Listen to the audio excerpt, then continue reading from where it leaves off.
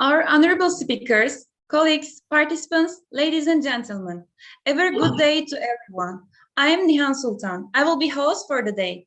I would like to announce housekeeping messages regarding our symposium. To ensure a smooth running of the workshop, please make sure you have access to a good Wi-Fi or cable internet connection. We kindly request that you change your Zoom profile name to your full name to ease name tracking for attendance purpose. The participant certificates will be only issued upon attaining all 3 days attendance. The sessions will be live streaming on YouTube. For those who cannot get into the Zoom due to any technical issues, please join there and inform us. Please join our Discord server for announcements and other communication. If you have any technical issues, kindly seek help through the chat box or email to us. If you would like to ask questions to our speakers, please type them in the chat. We have 3 keynote talks today. Our first event for this morning is a keynote talk by Dr. Denise Bauer. Then we have our SG Turkey presentation by Sevilay Güleşen. After that, we will have a panel session on current topics on computational biology with Dr. Beste Turanlı, Dr. Ezgi Karaca, and Dr. Tunca Doğan. Then we will have a keynote talk by Yuval Itan. Finally, we will have an award ceremony for Best 3 poster and oral presentation. Now, I would like to welcome our chairman for this morning keynote talk session, Dr. Osman Akçakır. I hand over the platform to Dr. Osman, who will continue from here. Over to you, Dr. Osman. Thank you. Good morning, good afternoon, everybody. I'd like to introduce our keynote speaker, Dr. Denise Bauer. Dr. Denise Bauer is an internationally recognized expert in machine learning applied to processing big genomic data. Her achievements include developing an open source, artificial intelligence-based search engine that helps researchers pinpoint the exact genes they need to study or edit to cure disease. She's a transformational bioinformatics leader at CSIRO, Australia, and adjunct associate professor at Macquarie University, also in Australia.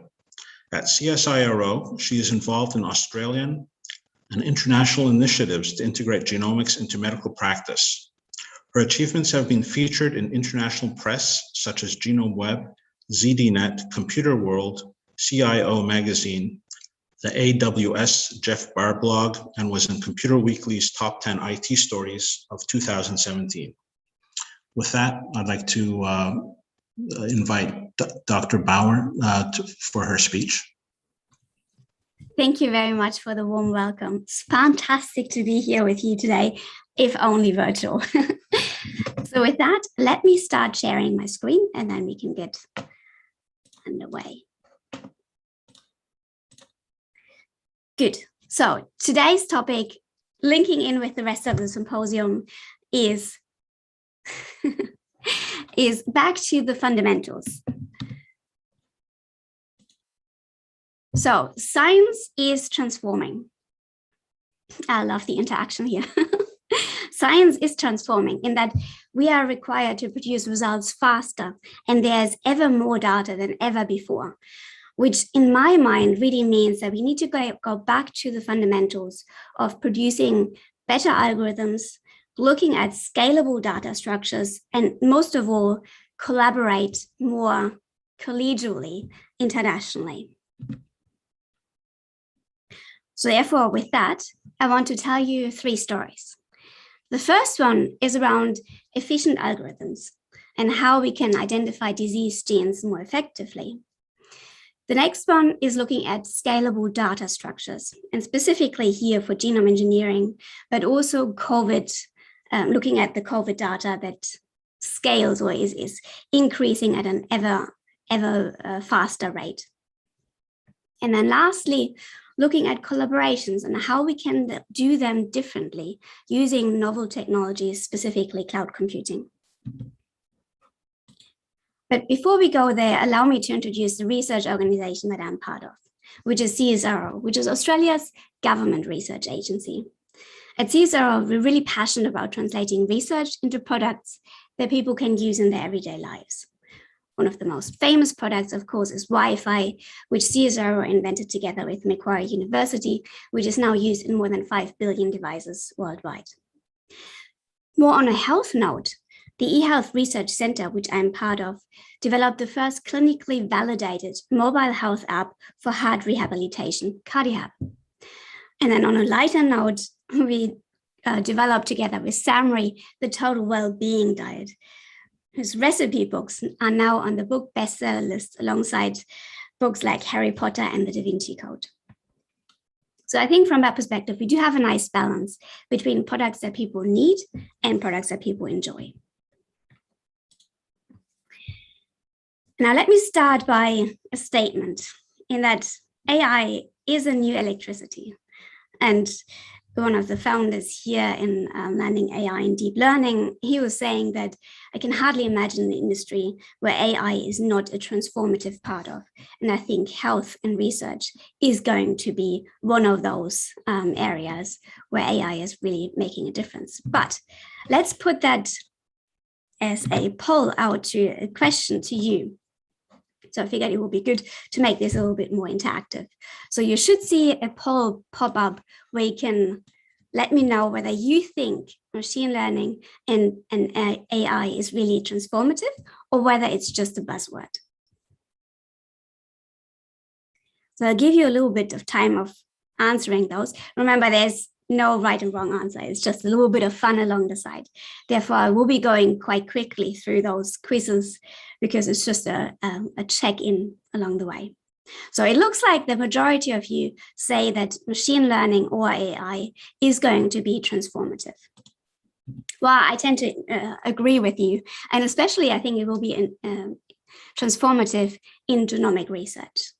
Now, the reason for that, I think, is that genomic research has more data than ever before, and it has problems that are really amenable to machine learning. Specifically, the cohort sizes are getting larger, and we want to look at gene-gene interactions, so really complex interactions in the genome.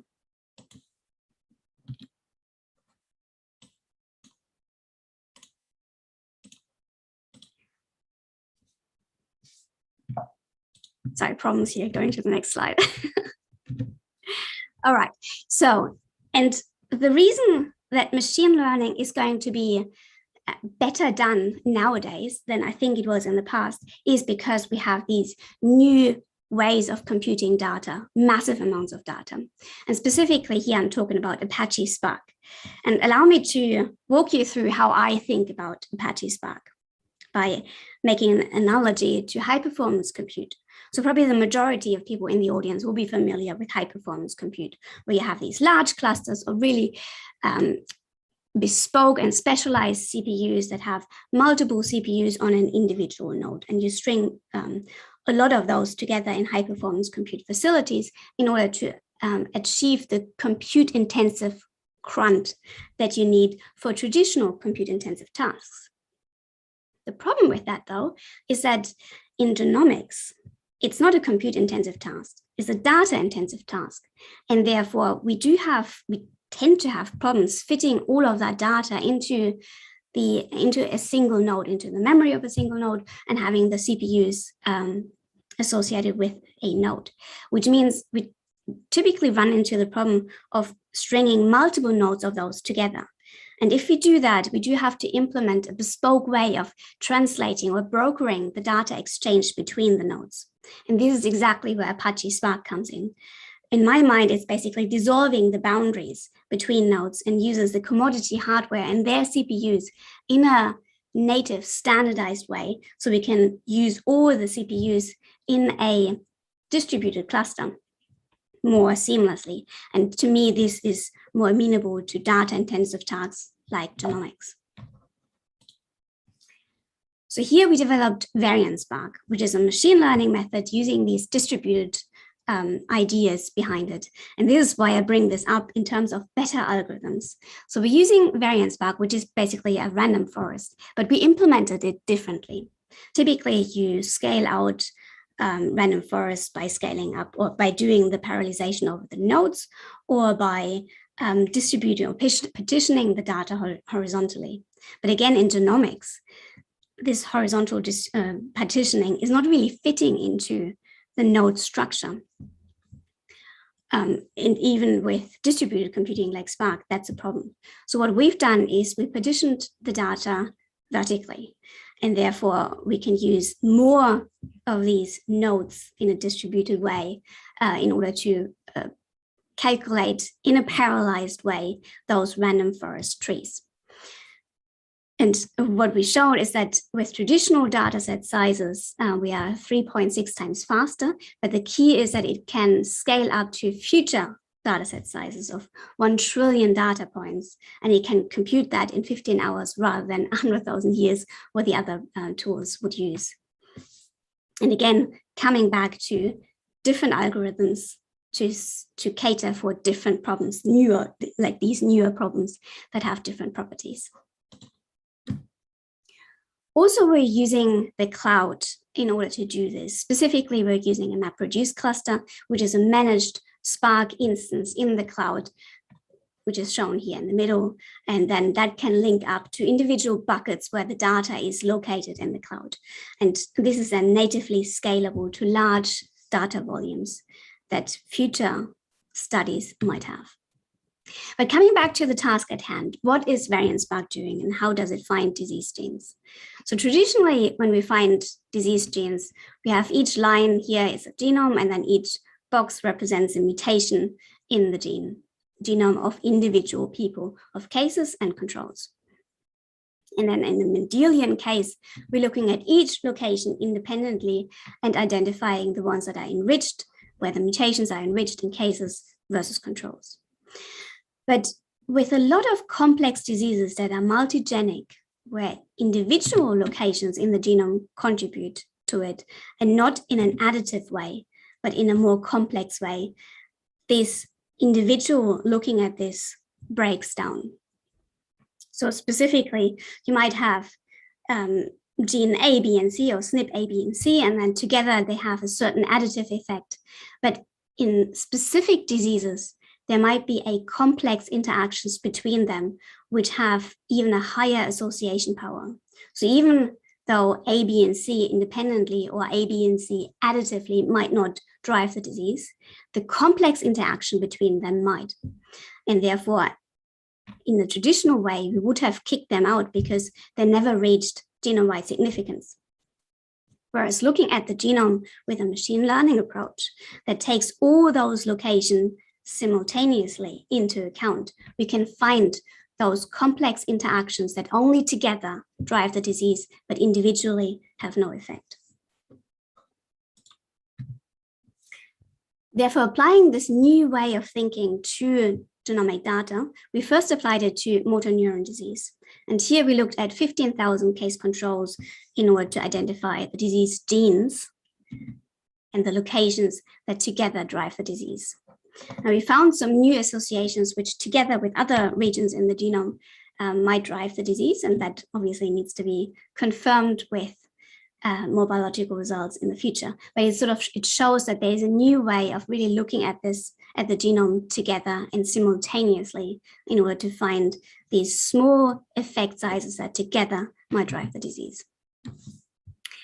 Now, because everything is scalable and we have this new algorithm structure that partitions the data vertically, we're able to scale this up to now 50,000 case control studies. So this is to get together with the UK Biobank and looking at heart disease. So 50,000 case control individual using Variance Spark, and we can then plot basically in a traditional Manhattan GWAS style plot the locations in the genome that drive the disease. And then from there, we can use BitEpi, which takes these locations that were flagged to have some contribution in order to identify which ones together drive the disease and come up with sort of a network approach from there. And what we can see in here is that we identified certain areas that are already known to drive cardiovascular disease, but we also have locations that interact with those and therefore amplify either by exacerbating or by forming resilience factors in order to modulate the severity of the disease. Now, this is obviously not only applicable to human genomic data. So what we've done now is to look at the COVID genome, the Kovis virus genome. And here we have 5 million samples from all around the world as part of the GIS8 consortium. So what we wanted to do is we wanted to identify the individuals who have severe COVID disease and look at the genome of those patients, the virus of those patients that have infected those patients, and compare them to individuals where the disease was mild. Now, remember, we had 5,000 samples to choose from, but in the end, we could only use 5,000 in order to identify or to do this study, which means the majority of samples that are in GIS8 are not annotated sufficiently for us to say this is a severe case and this is a mild case. But 5,000 is not to be sneezed at. 5,000 is a good, a moderately good sample size, and we do have some preliminary data. Now, launching the next one. Again, remember, there's a little bit of fun on the side. Which region of the genome do you think is most important? No, sorry, my apologies. I seem to have skipped over some of them. Ignore this one that is up here, and maybe I can ask one of the moderators to fix this issue. So just in your head, which region do you think is most important? And allow me to go to the next slide and tell you that, of course, the spike region is one of the areas that has come up, which is not surprisingly, the spike region is the one that helps the virus get into the cell and attach and recognize the right cells. But interestingly, there are some other associations with the membrane protein and some other locations in the virus genome that seem to have some influence of the disease severity for humans. Good. So this brings me to the second story, which is around data structures, scalable data structures. And the example here that I want to bring is for CRISPR. And Jennifer Doudna was saying that the world around us is being revolutionized by CRISPR, whether we're ready or not. And here's the next quiz. Let me see if that, yeah. I don't think that's actually all the quizzes that I put forward are actually in here. So again, in your head. Oh, fantastic. Yes. Are we ready for genome engineering?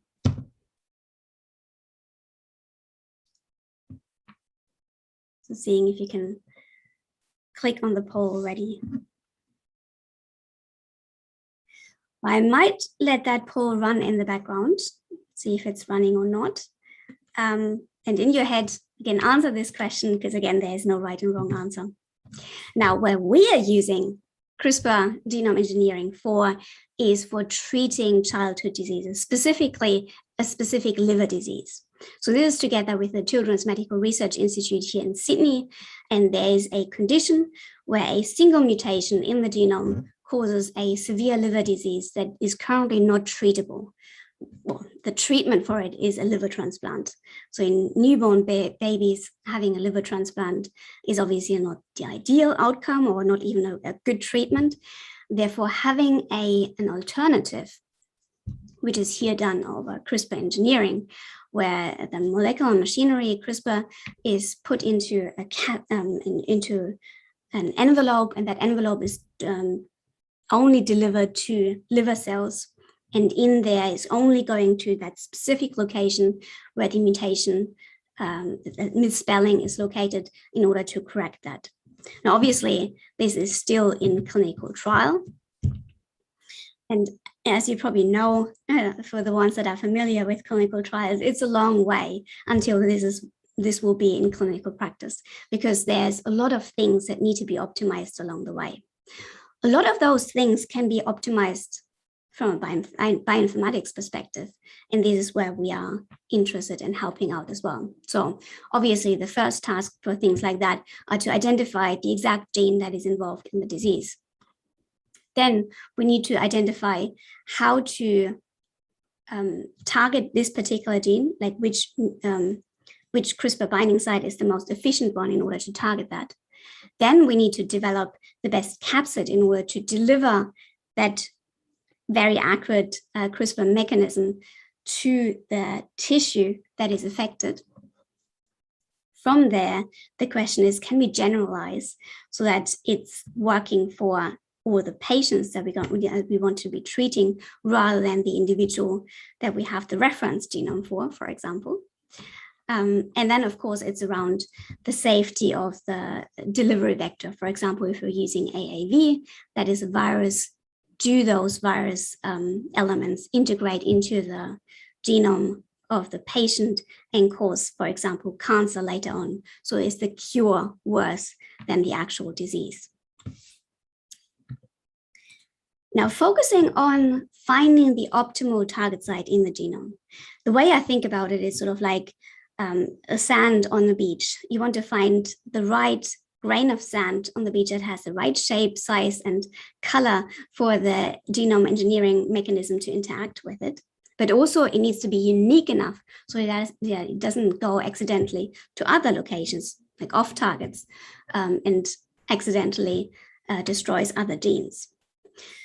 And obviously there's a whole variety of different scenarios. And you can look at the individual tissues, you can look at the individual engineering mechanisms, or prime editing, Cas9 editing, and so on. So for all of those, we developed individual machine learning methods that were trained on the data set specific to that scenario, and then can only be applied to other cases of that scenario.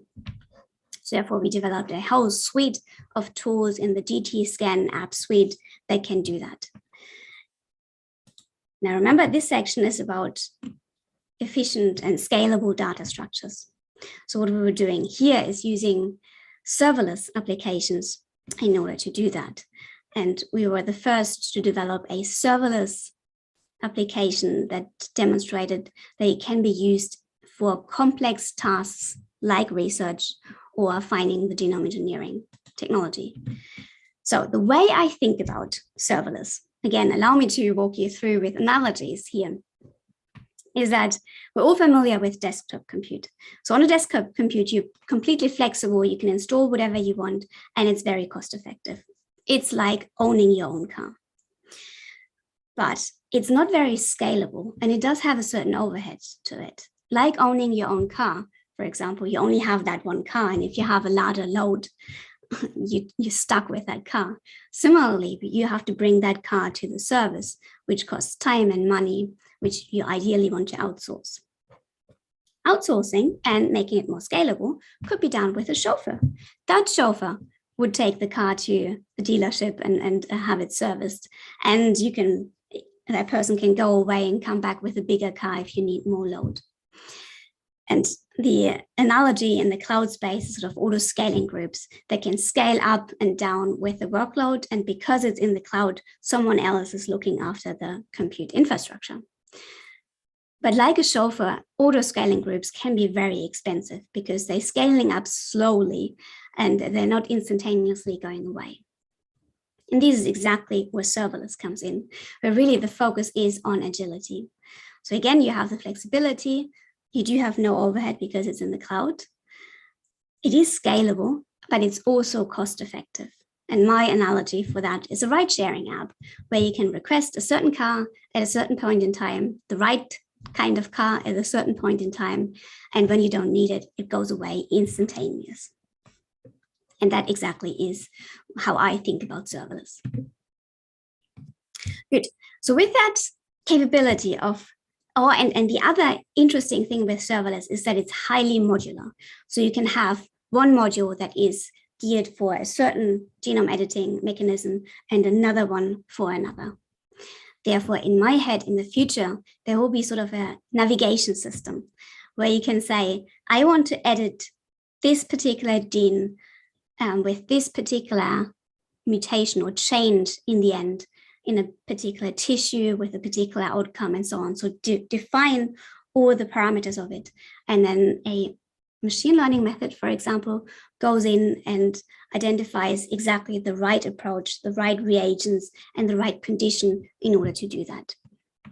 And this is what we, sort of the vision that we outlined in a paper last year in the CRISPR journal.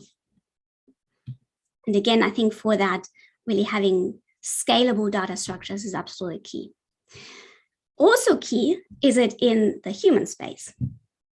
So here in human genomic information where we're saying that the genomic data is growing ever larger, and therefore being able to share that data efficiently is going to be crucial going forward. So for example, in the rare genetic disease space, a patient might come into a clinical pathologist and therefore have that genome sequenced, and then there might be 200 candidate genes where legitimately there is some protein broken or there's some true pathogenic element potentially going on. And the question is, which one of those 200 options is the one that is actually driving the rare genetic disease that the patient has? And the typical approach will be then to go to other data sets in the world and say, have you seen this particular genomic mutation at that particular position? With the idea that if that mutation has been seen somewhere else, it's unlikely driving the rare genetic disease of that individual, because by definition, it is likely to be a rare change that has caused the disease. Therefore, the success of this approach really depends on more data being shared internationally, and specifically of ethnicities that are currently not very well covered.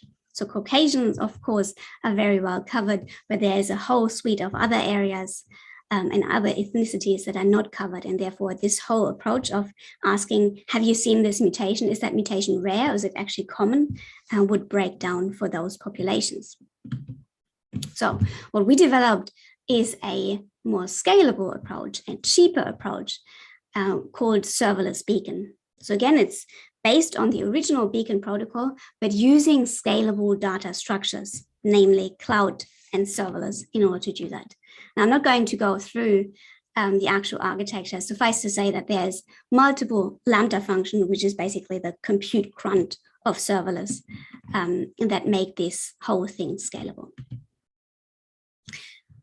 So again, a little bit of a quiz on the side. How expensive do you think it is to host 100,000 samples, and how to share that data? How expensive is it to share that data with the world per month? And this is in euro.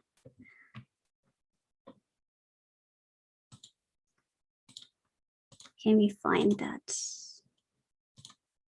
question? Okay, I don't think we have that question. So again, in your head, is it 10 euro? Is it 50 euro, 100 euro, 10,000 euro? Put it in your head, and I'm going to reveal that now.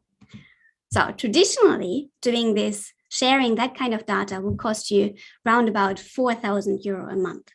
So this typically is done by the large consortia like Genomics England or the Broad Institute. They can afford to put that much money on a monthly basis in order to share data sets like that. But we brought that down to just 30 euros, 13 euros. So for less than a cup of coffee per day, you can share genomic data with the world. And therefore, the smaller research organizations around the world that might have 100,000 samples, but also might have fewer samples, they can easily and automatically share that kind of data with the world, and increasing the pool of diverse populations that can be queried internationally because of the scalable data structures, and this being so cheap. Obviously, we wanted to put this to the test of how scalable it actually is, and came up with the example of, well, we want to share a population scale data set. So there will be 350 million samples, the population of the US. And if you have the population of the US with 300 million, chances are that every single location will have been seen at least once to be mutated. So likely there will be 3 billion variants in that data set. So therefore, 3 billion times 350 million is more than a quintillion data points. And we want to process that kind of data in real time. We want to have someone on the other side of the world be able to query the population of US to say, have you seen this particular mutation and how rare or frequent is it? And with Serverless Beacon, you can do that, and you can do that in real time. So within a second, you can get back the results. And again, this is due to the scalable data structures and using AWS cloud computing. Again, saying this is not just for the human genomic space, but it's also interesting for infectious diseases and monitoring infectious diseases and the individual strains that are emerging around the world. So for example, with Omicron, Omicron is 86 differences to the original Wuhan strain, and 5 of those are sort of the keystone mutations that are defined now by Omicron, which means you want to go in and identify where in the world have you seen profiles with these specific 5 mutations occurring. And with Serverless Beacon, or Path Beacon in that case, you can do that. You can define any which one of profiles, of putting your own profiles together and query the data set, disaggregate data with 5 million samples around the world, and can identify where they are, where they have been, how are they spreading, can we identify the mutation or the profiles that are of concern and how they are emerging. Good. This brings me to the last story around global collaborations and how we can use modern data structures or modern infrastructure in order to deliver that more efficiently. So here I couldn't find a quote, so I made up my own. And that I think that cloud really creates this collaborative environment where we stand on the shoulders of giants by having modules and build upon modules, which generates knowledge more rapidly and of course changes the way we probably can do business. So allow me to go back to fundamentals and talk to you about how I see the cloud. So to me, the cloud is like an in-room sound system where you will bring along your tablet or your phone and you plug it in and you can listen to your kind of music in the infrastructure that the room provides. And it's akin to cloud computing where you bring along your virtual machine or your infrastructure that you want to roll out on the hardware of the public cloud provider. Depending on what kind of music you like, you want to have specialized equipment in there. You might want to have a subwoofer, or you might want to have a surround system.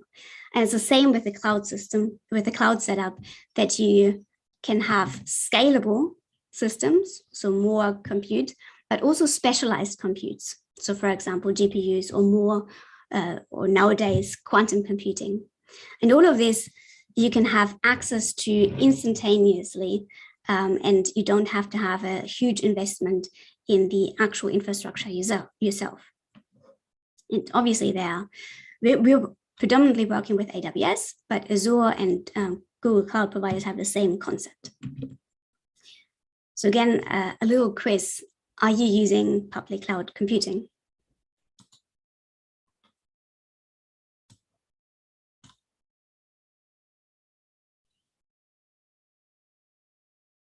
Oh, interesting. This is a more interesting poll in that it's very diverse. It's 50-50, in fact. Oh, very good. So hopefully this inspires you to have a little look at what cloud computing can do for you. For us, cloud computing, really, the big arguments around cloud computing is that it is cost-effective and scalable to variable workloads. So we can start off with individual prototypes and then expand that to the actual production system. Also, we can have access to the latest and newest compute, be that GPUs or be that quantum computing. And we can do that without having an upfront cost investment in the hardware ourselves. But I think the biggest argument for us for the cloud is that we can interact with the world. We can develop something on our local cloud that can then be rolled out on the other side of the world without any lag time and without any changes, because it's the same infrastructure that is used. So as I was saying, we're working together with AWS, and we had a partnership with them for the last 5 years, where in 2016, we developed the first serverless application to really demonstrate that the concept of serverless is actually extending to something as complex as research or genomic research. In 2019, we were the first to put a product on the marketplace, and I'm going to go into a little bit more detail in a couple of slides. And in 2020, I became a data hero, or AWS hero, specifically a data hero. And I'm currently the only one from a non-IT academic background. So if you're working in the cloud and there is something that AWS is not quite doing right for you, so please reach out to me, and together we can sort of help AWS cater better for the academic research and innovation space. Good. With that, coming to the AWS marketplace. So no surprise, we put Variance Spark as probably our most modular and most advanced product on the AWS marketplace. And here the benefit is that everything is wrapped up into this one deployment element, infrastructure as code. So that is the actual algorithm, the workflow of how to best practice, analyze genomic data, but also how to keep the data encrypted and how to do the management of the individuals that interacting with the notebook style analysis. And all of that is packaged up, is available on the AWS marketplace currently for free. So you can just press a button, it automatically spins up the entire system in your account, and all you need to do is point it to your S3 bucket with your genomic data in it. Now with this, obviously the idea is that you can roll out the same analysis, and that I think is the personification, if you want, of reproducible research, because it's on the exact same hardware, it's the exact same workflow, and it's the exact same data or data that you would point it to. And therefore, you don't have to have this traditional overhead of thinking about how to install something. The libraries are not compatible, or the infrastructure, there's some quirk there. The data is somewhere else and you can't get it. With this one, everything is in one package and it's really just a one button deployment. And I think, to me, this is how research should be and how we can together evolve the field forward more rapidly. Good. With that, the three things to remember is efficient algorithms are really key going forward, because even with cloud computing and more compute power available, having an algorithm that utilizes this infrastructure efficiently is going to be key, because the data is only getting bigger. For example, with Variance Spark, we developed an algorithm that can vertically partition the data, random forest, and therefore can compute the random forest in parallel by vertical partitioning the data. And this helps identify disease genes, specifically complex epistatic interactions in large cohorts. Also, it will be important to have clever and scalable data structures going forward that allow modular approaches. Again, unprecedented data volumes and having to collaborate more in the future, these individual systems that you can build upon are going to be critical. And my example here was GTScan for genome engineering, where we have individual packages for the individual genome engineering tasks, or Serverless Beacon, which allows to efficiently look up or exchange genomic data, be that for human rare disease research or for COVID or other infectious diseases, for tracking them around the world. But most importantly, I think it's absolutely crucial to have global collaborations, to really work together in order to build individual tasks that are larger than the sum of their parts. And for me, the public cloud provider marketplaces are really a good way of getting started with that, because here you can put everything into one deployable element that is going to use the same infrastructure, the same hardware, and all you need to do is press a button. You bring up the infrastructure that was, for example, published in the paper, and then from there you can improve and build upon your own solution. Good. With that, I have one last quiz around which one was your favorite part.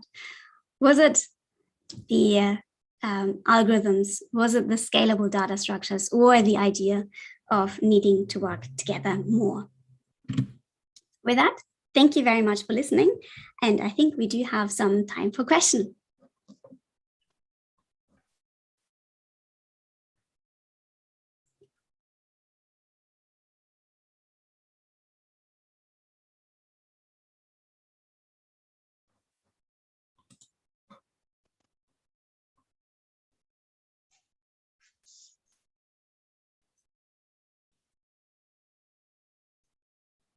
Oh, sorry.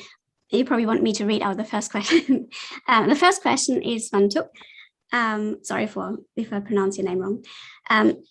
Is the first algorithm approach that uses the data to produce a GWAS applicable for non-model species? Yes, that's a very good question. I think the biggest problem here is that, so in principle, yes, because it's fairly agnostic of the actual application. We can use it in human, we can use it in COVID, right? I think the biggest problem is to identify the individual mutations that a non-model organism might have, because this is typically done by aligning it to a reference genome and therefore having the mutation identified through that.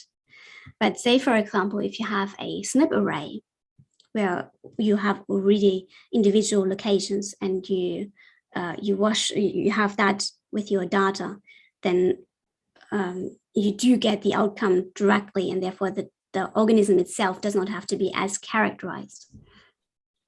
And that data you can feed into Variance Spark as well. So I think in principle, yes. The question is then more, how do you actually interpret the data? So if Variance Spark comes up and says SNP 5,250,000 and 7,223 work together, and you don't know what kind of genes they are in because there is no information for that genome, that makes it probably tricky. But yeah, very interested in in seeing how it would work together. So again, get in touch with me.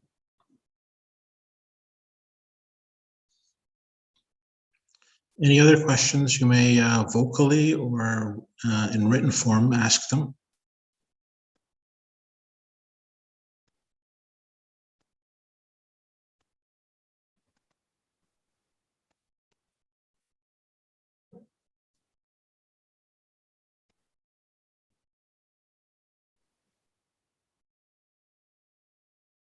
Okay, while we wait for questions, and while I still have the poll open, are you using public cloud computing? So I think the final one of 37 people who voted is that 51 have used cloud computing and 49 have not.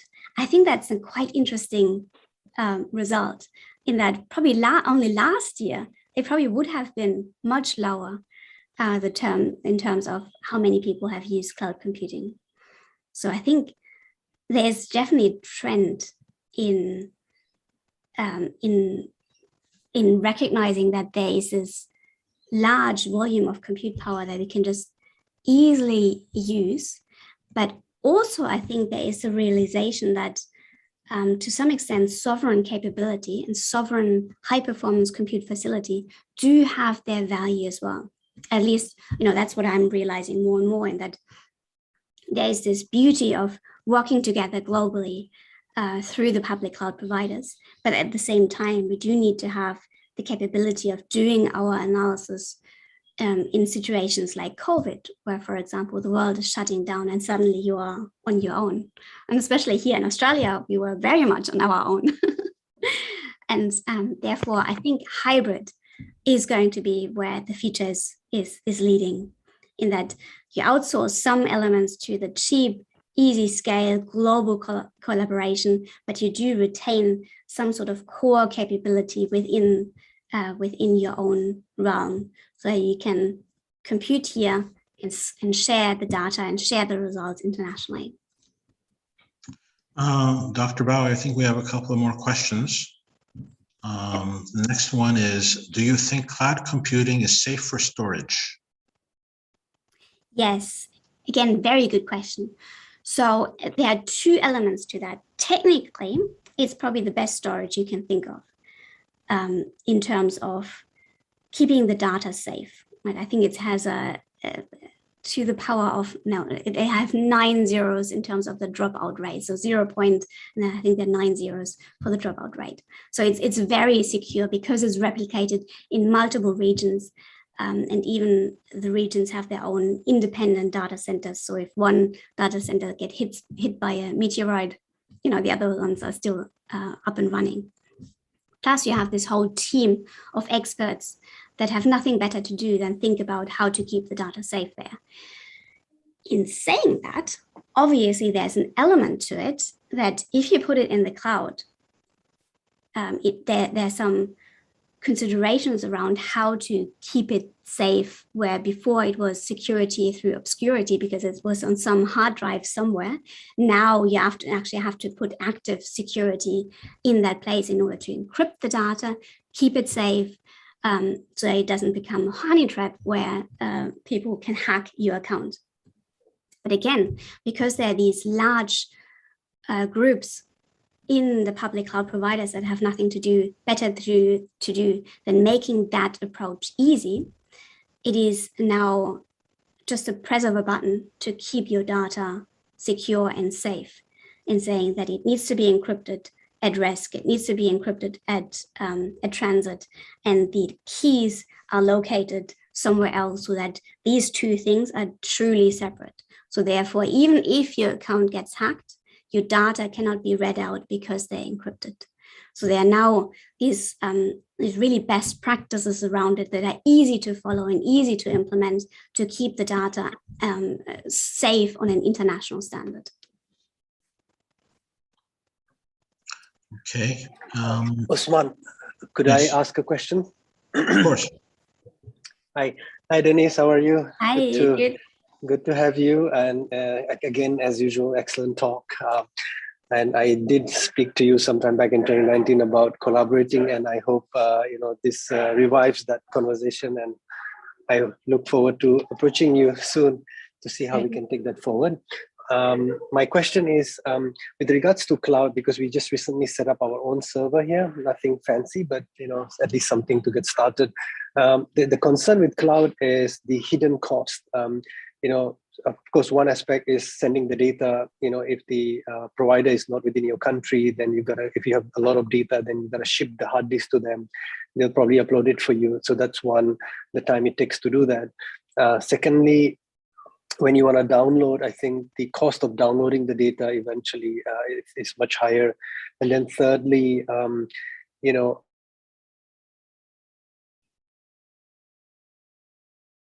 I think we lost you. Oh, yeah. What was the third point? Yeah, the third point is, you don't really know, let's say you don't really know your demand or how much you will use. If you're using occasionally, maybe it's okay, but if you're going to use on a regular basis, I think the cost there would add up. I know people who have like 10,000, allowed quotas or something, and then they just run out of that very quickly. So what's your advice? What's your take on the cost aspect of this? And I think that's one of the fears, one of the concerns, and people then still invest in having their own in-house servers. Yeah, absolutely. And this is something that I keep telling AWS, and probably if more people would tell them, that would be that would be good. In that, I currently think that a lot of people are held back by that fear of accumulating this huge bill that cannot be managed. Because as researchers, we're not typically, especially in domain researchers, we're not IT experts. And therefore, this whole notion of needing to develop the perfect architecture from the beginning scares a lot of people, including us. It did scare us as well, which is a fair point. So therefore, if AWS listens to that to some extent, in that there's a lot of credits available and there's a lot of flexibility around the actual cost for research, not for industry, but for research, there's a certain flexibility around of catering to that, to the specifics, like domain or lack of domain expert, if you want, for researchers in the IT space. Now, saying that, the way we do this is that we start off small, where we know that even if we get it wrong, it doesn't completely escalate into a ginormous bill. And then we slowly dial up the heat and making the data sets bigger and the runs longer and so on. So I agree with you. And this is a learning curve that you do need to think about which infrastructure is the best for you. You can't just simply spin up an EC2 instance as your first port of call. For example, it sometimes needs to be a serverless infrastructure where the bursts that are running, where you're only temporarily running the analysis, and then it goes away to cost nothing when you're actually not using that. Whereas for an EC2 instance, you do have to pay a certain amount just to keep it live. So I hear you, and I agree with you that AWS needs to do a little bit more to support us non-IT experts, bioinformatics and so on, but not IT experts, in order to do our research with a little bit less anxiety. Thank you, Denise. Hi, I have a question, may I? Yeah, go ahead. Of course, yes. Hi, Dennis, great talk. I'm really all for cloud computing and stuff. I'm just wondering about especially with the COVID and stuff. I believe there is the cloud computing services are morely centralized or controlled by some certain groups.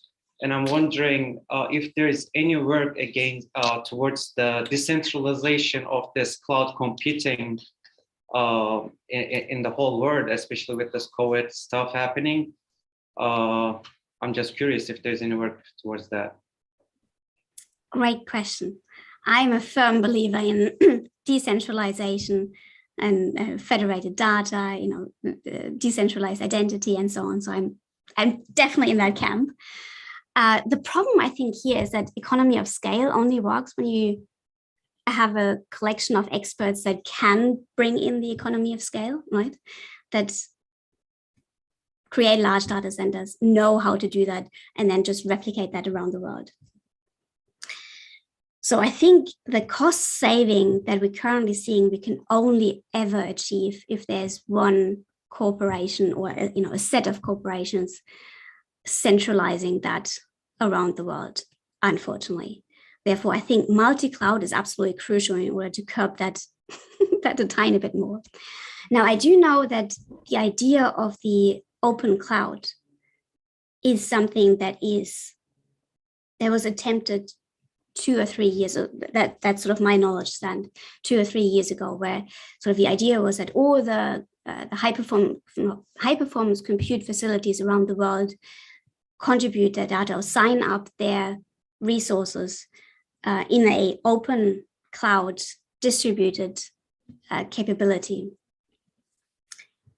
I'm not entirely sure how, where they've gotten to, because again, it comes to that you probably not have this coordinated approach of what a smooth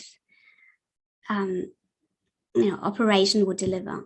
So in research, it's probably not as crucial if the thing breaks down and you would have to start from scratch again and do your analysis again. Like the uptake, the data security, and so on is probably not quite as crucial as in the commercial space. In saying that, I mean, we don't want to lose our data either. So yeah, I think these are the concerns really, or the two competing interests, in that on one hand, you want to have this smooth operation, which you probably only get from the economy of scale of centralizing it. On the other hand, decentralization is a great idea. I'm totally for it. And the open cloud initiative is going in that direction, but I'm not sure how much headway they already made. Thanks a lot, yeah. With the COVID from NVIDIA to BMW, all these sectors, they were opening up their resources, and I thought like finally we are going to decentralize and have a great resources in a cloud environment. But I understood. All right, thanks a lot for your thanks a lot. Yeah, look, I'm still optimistic though, in that with all the decentralized identities and decentralized finance and those sectors that are popping up on this concept of decentralization, I think whatever protocols they develop is translatable directly to the cloud computing space. And therefore, I think it's probably only a matter of time before we have some sort of stable thing over there. Okay, I think that ends our session. Thank you very much, Dr. Bauer, for a wonderful talk. There are still a couple of questions outstanding. Maybe they can contact you offline and you can address them. All right. Thank you, everybody, for attending, and thank you again, Dr. Bauer. Thank you so much. Pleasure to be here. And definitely get in touch with me either via Twitter or email. Talk to you soon. Bye. Bye. So thank you, Dr. Osman, and our honorable keynote speaker. It was an excellent presentation. I hope everyone here has been enlightened by Dr. Denise told. Now it's time for our SG Turkey Lab session. I now invite Mr. Batuhan Çakır for his presentation. Thank you very much. Now I'm trying to share my screen.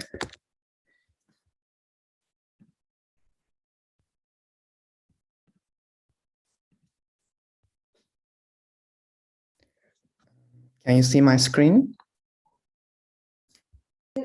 Yes, we see. Okay. Hello, everyone. I'm Batuhan Çakır. I was secretary of RSG Turkey this year. And before starting, I would like to thank to event organizers who asked us to support this beautiful symposium. And we are very glad to do that. I would like to thank on behalf of RSG Turkey. And with this presentation, I would like to introduce you the RSG Turkey. You might hear our community or not.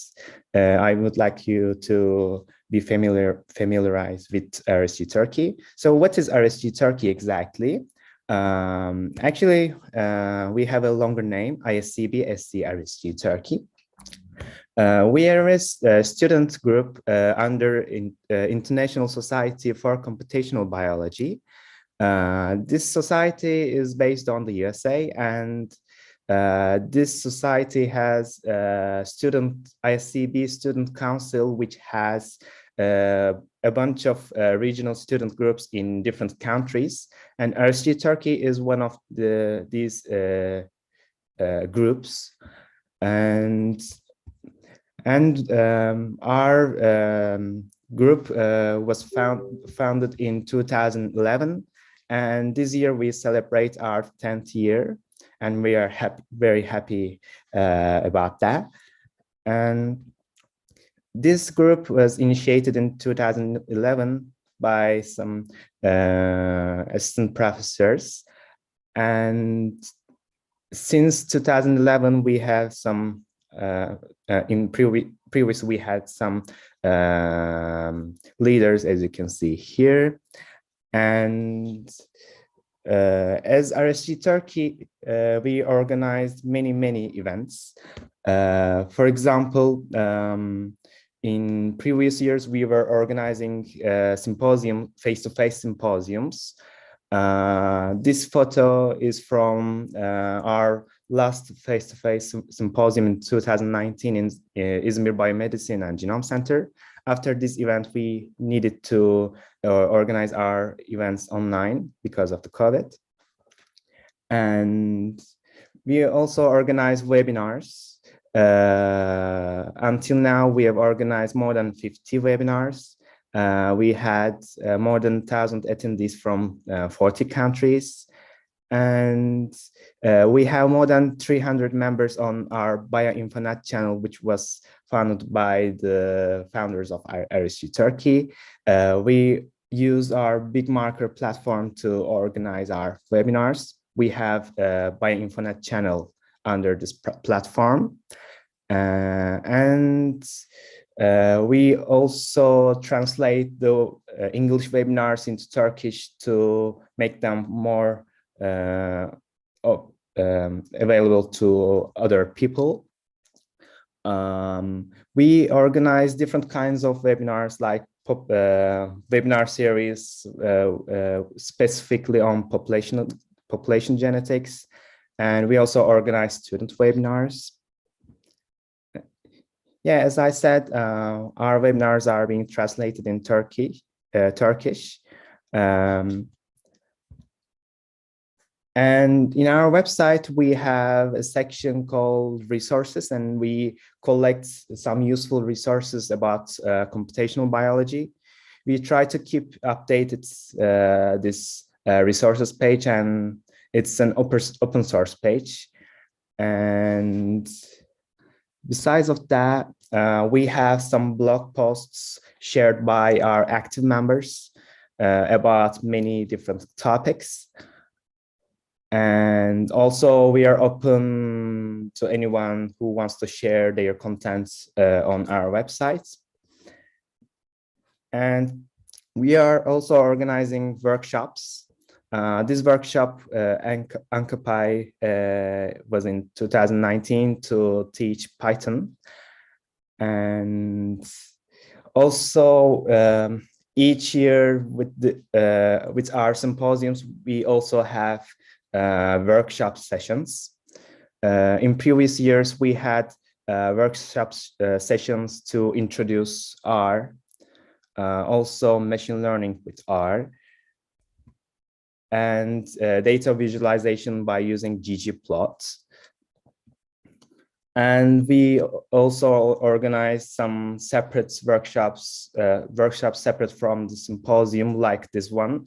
Last year, we organized single cell workshop to introduce people single cell RNA-seq and single cell attack-seq. And we are also organizing some panels as a live stream on YouTube. For example, we organized the live streams panel about AlphaFold, and we had another panel about to discuss with high school students who were working on SARS-CoV-2 virus by using machine learning techniques. And besides of that, we have organized some career fairs to discuss their current and previous experiences. And also we have organized some Instagram live sessions to discuss where and what do bioinformaticians do. And we are organizing journal clubs each month, and we are planning to keep doing that. And we believe that RSG Turkey is an excellent community to be part of. If you would like to be the part of the RSG Turkey, I would like you suggest to register from our website. We are active on Twitter, Instagram, Facebook, YouTube, and LinkedIn. By using this link and this QR code, you can access our all social media accounts and link for our official website. And from our website, you can register to our RSG Turkey community, and then you will get an email about joining our Slack workspace, which we use as a main communication tool. And before moving to the panel section, I would like you to announce that we will organize a computational structural biology virtual workshop tomorrow.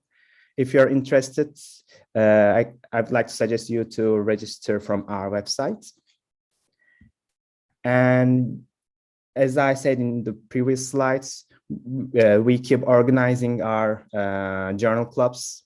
We have the last one in next Saturday, and we will organize many more journal clubs in 2022. And we can move to the panel discussion session. In this panel session, we are planning to discuss the current topics in computational biology. Our guests for today's panel is Dr. Beste Tranlı. She is an assistant professor in Marmara University, Department of Bioengineering. Dr. Ezgi Karaca is an assistant professor in İzmir Biomedicine and Genome Center. And Dr. Tunca Doğan is an associate professor in Hacettepe University, Department of Computer and Artificial Intelligence Engineering. Before starting to ask my questions, I will kindly remind you that due to the time limitation, I will kindly ask you to limit your answers to 2 minutes only. And I think we can start our questions. So actually, there is one question on chat. If you want to answer before we start yes, our panel session. Sorry. So I can ask for you if you want. Okay. So is RSG Turkey open to non-Turkey based, non-Turkish? Yes, we are open to anyone. You don't have to be Turkish to register to RSG Turkey. We are open to everyone. Okay, so there is one comment as well. I'm interested to if RSG is open to non-Turkish. So yeah, we are definitely open to non-Turkish people. Okay. Don't hesitate to join us. Okay, so the floor is yours for panel session as well. Okay. Okay, thank you very much. And I'm starting with my first question. How did you get into the field? And do you think if there is a best background for bioinformatics? I think we can go with alphabetical order. Dr. Beste Tranlı. Okay, then. By the way, before I start, I would like to thank, because it's a pleasure to be here, and it's an honor to be invited by RSG Turkey for me, together with Tunca Doğan and Ezgi Karaca for sure, because I always admire them. And, I feel that maybe I am the new beginning, like a junior in this group. So how I started bioinformatics, actually, I was a wet lab person in my bachelor and master. Then I shifted bioinformatics in my PhD.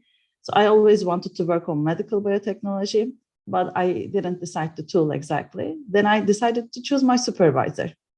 Actually, it was a little bit emotional choice, but that's the reason that I know myself and I'm people oriented. If my coworkers are positive, motivated, and hardworking, then I became more, like productive person and then happy there. So it was my driving force. And I deeply believe that there is no special background. So that if you are a physicist, chemist, biochemist, bioengineer, whatever you are, I mean, if you have enough motivation, then you can work hard enough. You can, maybe it may take time to get all your goals in bioinformatics field, but in any way you can do it. And there is no exact time to start working on it. It's my experience, at least. Thank you very much, Dr. Ezgi Karaca. Thanks also from my end for the invitation. So it's always a pleasure to meet with RSG Turkey's occasions. And also thank you, Beste, for the kind words.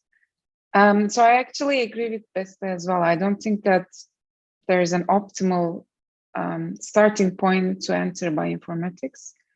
It's like for many fields it's like this, but I think for especially in bioinformatics, it's more like as long as you like what you do, you're gonna learn it and you're gonna be successful in it. So the only thing for me is like whether you like working with a computer, but not like, I don't know, like you sitting in front of the computer for a couple of hours using Word and PowerPoint. That's not it. But really, it's not that healthy, but still you have to do it. So whether you're okay with sitting in front of the computer for long hours, and whether you're okay with working with conceptual work, conceptual studies, meaning that you're not gonna validate things maybe with experiments. So it's a different type of hands-on technique.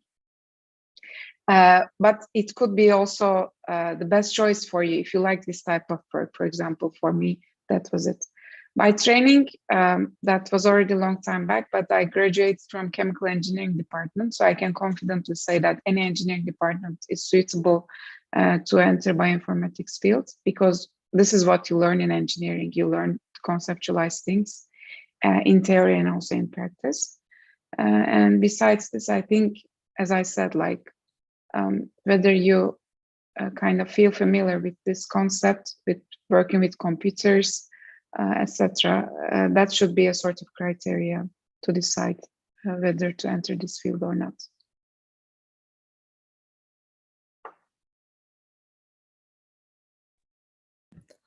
Thank you. Dr. Tunca Doğan. Okay, first of all, thank you very much for the invitation. It's always nice to be with you in these panels in the different types of organizations with RSG Turkey group. And also I would like to thank Beste as well for her nice words.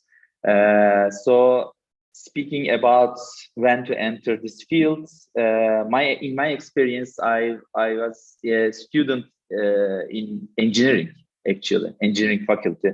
I graduated from process engineering, and now most of my friends has been working in companies in private sector as production engineers or R&D engineers, and less of them has switched to the academia actually. And during my master's degree, I switched my field a little bit to the molecular biology and microbiology, because my supervisor was doing this actually in her lab. And then during PhD, I switched to bioinformatics. So it was kind of late for me, I guess. I think it would be better if, of course, if you are doing first master's then doctorate, then the students, if they can start at the beginning of master's, switch to the field, then it will be fine. I think it's not very necessary to have a bachelor's degree in bioinformatics. Anyway, only 1-2 universities have these degrees. So I think it's good to have a background from chemical engineering, computer science, statistics, also molecular biology, and even chemistry is fine, because you might be aware of that many bioinformatics applications are switching to the field of chemistry, and a new field has born. It's not famous as bioinformatics, but it's called cheminformatics as well, so it's also fine. But I would recommend for the people who would like to go into this field to take at least some courses. There can be courses from their university if they are available, or they can take some courses from online sources. Like there are many different companies that are offering free courses as well to learn some sort of programming, at least if they are coming from the biology background, especially fundamental sciences background, during their bachelor's studentship, okay, at their 3rd or 4th year. And then they can easily switch to the field of bioinformatics during master's or doctorate.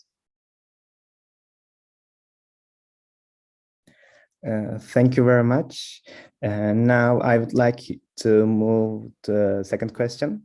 And many biologists now learn core bioinformatics skills in their undergrad. Do you see having only a computational background as a wise choice, or do you suggest learning wet lab skills? What would you suggest, Dr. Beste Tranlı? So again, I will start with my experience. Actually, I encourage learning wet lab skills. So, but please keep in your mind that when I say this, I mean learning in theories, far from the practice in the lab. So I suggest only learning in theory for the one who has only computer background. And I give compulsory courses named Introduction to Modern Biology for last 2 years in Marmara University Computer Engineering Department. And there are many enthusiastic young friends to learn biology. And I'm so glad to hear their motivation. And maybe it's because that every single time when I start the course, I am asking them, I am I asked them to, do you know that Alan Turing wrote a biology paper? So then said that no, because they're always thinking that he is the pure computer scientist. It's like a father of this programming and algorithms. And then they changed their mind to start to get involved biology a little bit. So it's also the same for the guys who has a biology background. So now it's integrated. So if you know biology, you should learn bioinformatics skills, but every single time you also know how the data created. That's why it's important, the wet lab skills, the techniques, how we are sequencing the data at least. The basic theory is always helps you to understand the data for this informatic practices as well. It's my opinion. Thank you very much. Dr. Ezgi Karaca. So when we say bioinformatics, we don't talk about a single discipline, actually. It covers many different subdisciplines. For example, the type of research we do is in the field of structural biology. So if you are in the field of structural biology, for example, if I would say like, okay, if I would advise the students to learn how to perform structural biology experiments, that would be way out of scope, because just learning the type of experiments these researchers do might take 4 or 5 years to really conquer it, to really know it. So that's why I think like discussing these things in general terms might be also not very beneficial. That's why, for example, the example that Beste gave was very good. Like, for if you know how the sequencing technique works, then you know where the noise comes from when you analyze your data, etc. But these, for example, these type of experiments are going to be performed in a way more and more easy manner. They will be more and more in a like a packaged content that the experimenters will have less and less contribution. So what I mean is, like, also on the experimental side, there are experiments which are going to require least amount of human effort, and still experiments which will require a lot of human effort, like biochemistry experiments where you purify proteins, etc. So in that sense, I think it's also important in which specific field you are working. But anyhow, irrespective of this, I think it's very important to know the type of data, the background of the data that you are using, so where the data is coming from, how to interpret the data. And to be able to understand this, I think the best way is to collaborate with experimentalists. And if you have the opportunity maybe to go to their lab, to visualize what they do, how much time it takes to perform their experiments, etc., etc. So that would be my initial advice. And then, depending on the type of experiments that you are going to analyze in your computational world, then I might advise, okay, go and try something hands-on. But in the case of, as I said, like structural biology, I think that would be out of scope, because these experiments are very tedious and also very difficult to learn, and that should be left to the experts. Thank you very much. Dr. Tunca Doğan. Okay, thank you. I definitely agree with both Beste and Ezgi. So they summarized it very well. I think at least I can say that wet lab skills is something different from theoretical knowledge about the field. Theoretical knowledge and what has been done in the literature, keeping up with the literature, these are quite important things. And I definitely recommend people going into the field of bioinformatics and computational biology, especially coming from a computational background. They should definitely keep up with this, but on the other side, wet lab skills is something else entirely. So it would be like saying people going into the bioinformatics and coming from biology backgrounds to know how to build an operating system, for example. You don't have to know that, of course, but you use operating system all the time, but you are a user. So this is something similar to that.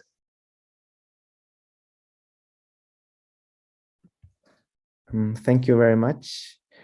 Now I would like to move on to the third question. Recently, machine learning and deep learning started to be used in studies of structural biology. How do you evaluate the effects of machine learning, deep learning into the research? Dr. Beste Turanlı. Okay, so this question is a bit tricky to me because neither machine learning nor structural biology is my expertise. So probably Ezgi and Tunca will answer better than me. But I can try to answer the perspective of what I'm studying now. So I'm trying to do multi-omic data integration. So it's basically network science that I'm studying now. And when I check the data that I have, there are diverse data, including like molecular expression profiles, physiological measurements, medical imaging. There are many clinic environmental relevant information that all needs to be integrated to get a real life conditions to see what's happening now. And it has many dimensions. It spans many dimensions.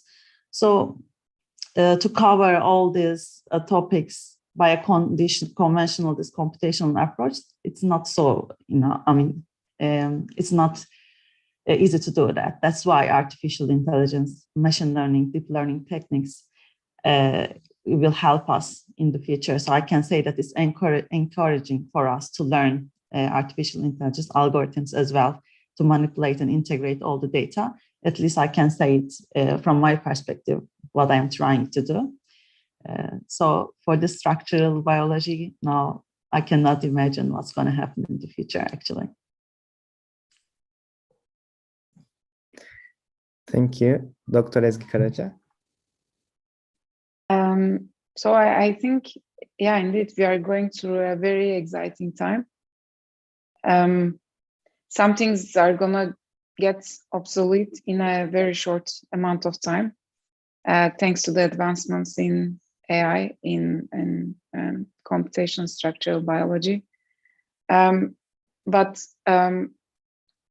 this I consider as a very positive improvement. I'm really happy to see that there is enough data accumulated in the literature so that these algorithms can do something with the data that is available, and that's going to be useful to us. And this is going to accelerate our research immensely. And some things that we have been thinking that, okay, we should wait 10 years to answer these questions, we'll be able to answer them maybe in 1 or 2 years of time. So on one hand, of course, this also puts a huge pressure on the shoulders of people working in the fields where AI is becoming more and more logical and useful to use. Because if you're not an expert of AI and you want to understand what's happening in your fields, then that could be a bit stressful to you.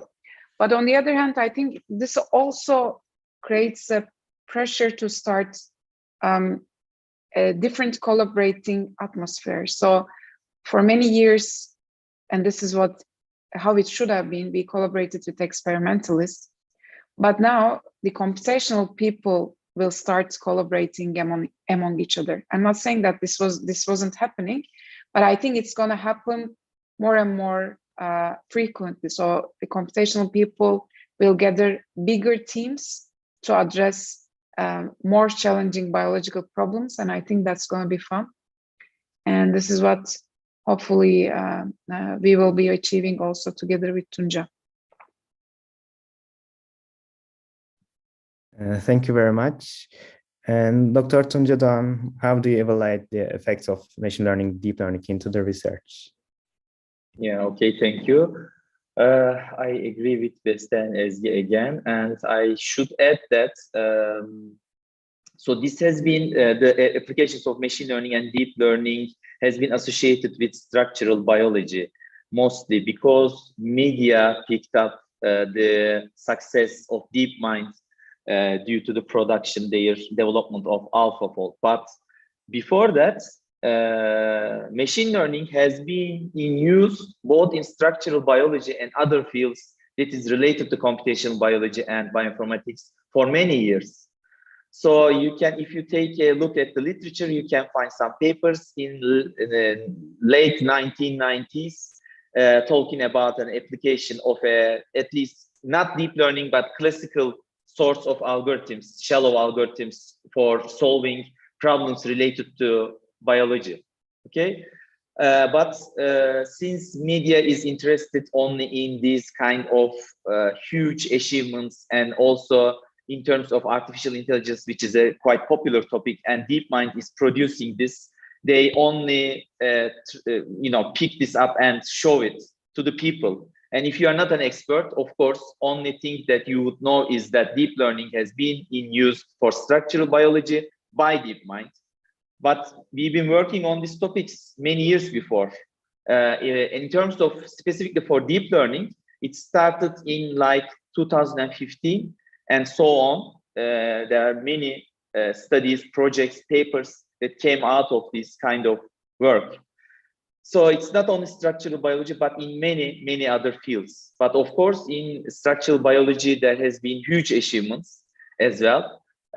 Again, not only by AlphaFold and DeepMind, but many different universities and research groups, such as the Baker Lab, who developed Rosetta Fold. And I think in the future, the AI will have a penetration into the field of structural biology and molecular biology and genetics and other specific fields of life sciences in the future to solve the problems that we are working on. We can, of course, talk about this for many hours, but since our time is limited, I should stop at this point. Thank you very much. Now I would like to move on to the next question. As you know, biological data is increasing day by day, and it's getting harder to analyze and store the data. The easy transfer and management of biological data have recently become a topic of great interest. How do you think bioinformatics can find a solution to this in the future? And is there any approach or study that you know of? We can start with Dr. Bestitran. Okay, thank you for these questions again. Who chose them? So it's very nice. So what we are talking now is like, okay, the biological data is increasing day by day, but on the other hand, there are different opportunities like cloud computing. Dr. Denise explained it very well. And she also explained the serverless systems. So we can store all the data or manipulate the data. So we can also do whatever we want. So this transforming the data or storing all other things, all the things that we would like to do now is available by cloud computing now. And I believe that time by time, while we are accumulating the data, probably we're going to also accumulate the information about how we can manage all these things. And again, it's coming to the bioinformatics field to create a new efficient algorithms. Like one goal can be like compress the data form to make it easier to storage, for instance. Probably bioinformatics will be there to create new efficient algorithms. So there are also other examples like Nick Goldman's DNA storage. So we can also create some other alternatives to store the data. But I think now we're going to use cloud computing because it will take time to store all the information into DNA, because in any way, as I remember, it started like maybe 5-6 years ago, and they still, okay, they are doing this. Probably they were, as I remember, they were working with Agilent as a company. So it's so expensive to achieve. So for our future, yeah, it's so promising. But probably in today's world, in the short time period, I can say that cloud computing will be the only solution for us. And the algorithms and the methods that we created as a bioinformatician can help us to store the data or manipulate or transfer. Thank you very much. Dr. Ezgi Karaca, how do you think bioinformatics can find a solution to this data storage problem in the future? First of all, I don't think that this is a problem for our fields. So how does Facebook store all these pixel information, for example, or I don't know, Instagram? So I think it's a global issue, not specific to our research field. So the best would be probably to check these other fields to see what they do and how the type of encoding algorithms they use can be implemented in our field. So that could be an idea. So that's one thing. And regarding, cloud computing, I think it's a great option, but it's a great option for developing countries like us, as long as you use a state-funded resource, like your national cloud, or if you are a member of any consortia, then the cloud of that consortium, for example. That could be an idea.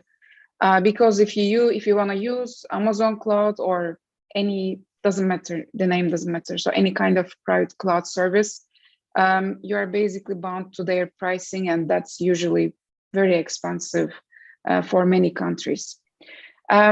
So that's why I think if you want to go for cloud computing, you should also look for the opportunities, like, do you have a national cloud source, or do you have, is your country a member of specific consortium where you can apply for cloud storage or cloud computing time, etc. So that would be my second thing.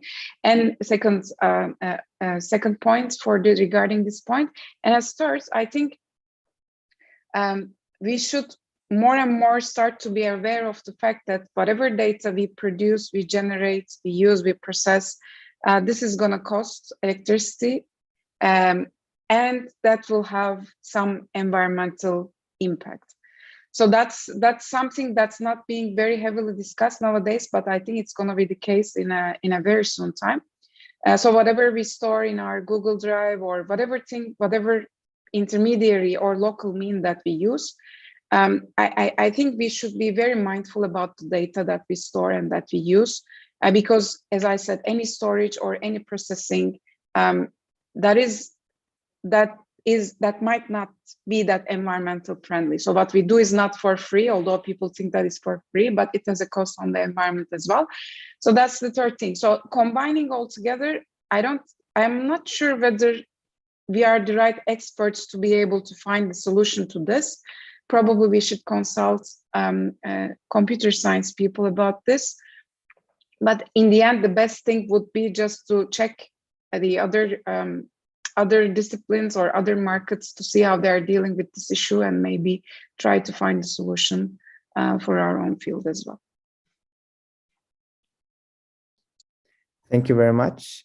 Dr. Tunca Doğan, how do you think bioinformatics can find a solution to this problem in the future? And is there any approach or study that you know of? Okay. Actually, I agree with Ezgi. This is not specifically a problem of our field, bioinformatics or computational biology, because this is a problem related to our era, actually. We are living in the era of data, and of course, we are producing data all the time, and it should be stored and transferred somehow in an efficient way. There are many concerns, ethical concerns or environmental concerns, and they are being taken into account to, apply new policies. And governments, especially developed countries, are dealing with these situations, start to deal with these situations now. Of course, in our field, we have the similar problems, and we are going to follow these fields to, find some applications for us, some scalable and efficient solutions, and then apply them to solve this problem in our field. So since this is not specific to our field, I don't think that we need to work on this. But I can make another point here, actually, that is specific to our field. This is the data security. Of course, the data security is an important and general problem, but especially patient-specific data security is an important problem, important issue. And people in the field of bioinformatics and computational biology are working on this. There are people, there are research groups, even in Turkey. If you're interested in this topic, you can make a search and you can find some group leaders that are doing fine work on this topic. And especially how to store this data, how to share this data, because stakeholders should have this data and you need to share the data so that people can work on it, but it should be anonymized somehow, and the ethical concerns should be taken into account. And this is all a different field. So there are many projects, papers that came out discussing this problem. Maybe people who are interested can take a look at them. Thank you very much. Our next question is about cloud computing, and three of you already partially answered this question, but I would like to ask anyway. Dr. Beste, how do you think it can be better how do you think the cloud computing can be better integrated with bioinformatics? Do you think that it will turn into something that people often prefer in future works, or do you often use in your projects? Okay, so to be honest, I don't have enough experience with the cloud computing, because in Sweden, when I was in Sweden, we were using cloud computing for storing the data and then reaching the server and do some prior analysis. Then we were switching our own working station. And in Turkey, there is an in-house server at the department, so if we need to use. So that's why I couldn't get involved cloud computing a lot. And so I was just driving my own car, like Dr. Denise mentioned, that I was using my own working station for each of my works generally. But now I feel that I deeply believe that life pushed me there soon, because cloud computing also creates a collaborative working environment. So it's also nice to get involved there, even for the national research groups, the collaboration in the national research groups, or maybe in the international ones. So it's on the way to transfer the data or share the analysis and the results probably in our near future. That's why I'm not so experienced now, but I deeply believe that I need to learn it and involve cloud computing system into my projects in the future soon. I know that TÜBİTAK also has a special cloud computing offering through the Bilgem. So let's see what's going to happen. Thank you very much. Dr. Ezgi Karaca, do you think that cloud computing will turn into something that people often prefer in the future works? Yeah, probably yes. It's gonna be, so maybe again, in this case, I'll use an analogy. So earlier, to stream a movie, no, even before that, we had to get the movie, download the movie. Then everybody's downloading the same movie on their own computer, like I don't know how many people. And then afterwards, that's kind of the cloud computing of TV series or movies. Then Netflix type of services appeared. And now nobody is downloading any movie or whatsoever to their own computers. So everybody's live streaming or streaming something that is already being put in the cloud at his or her own timeline. So this is kind of what's going to happen, I guess, in any data storage related field in the future, because if we store the same data over and over again, this is not very logical from different perspectives. So in that sense, having, for example, servers like from EBI or NCBI or PDB, etc. So this is a sort of cloud storage as well. So they store the data somewhere and we reach it via a web service.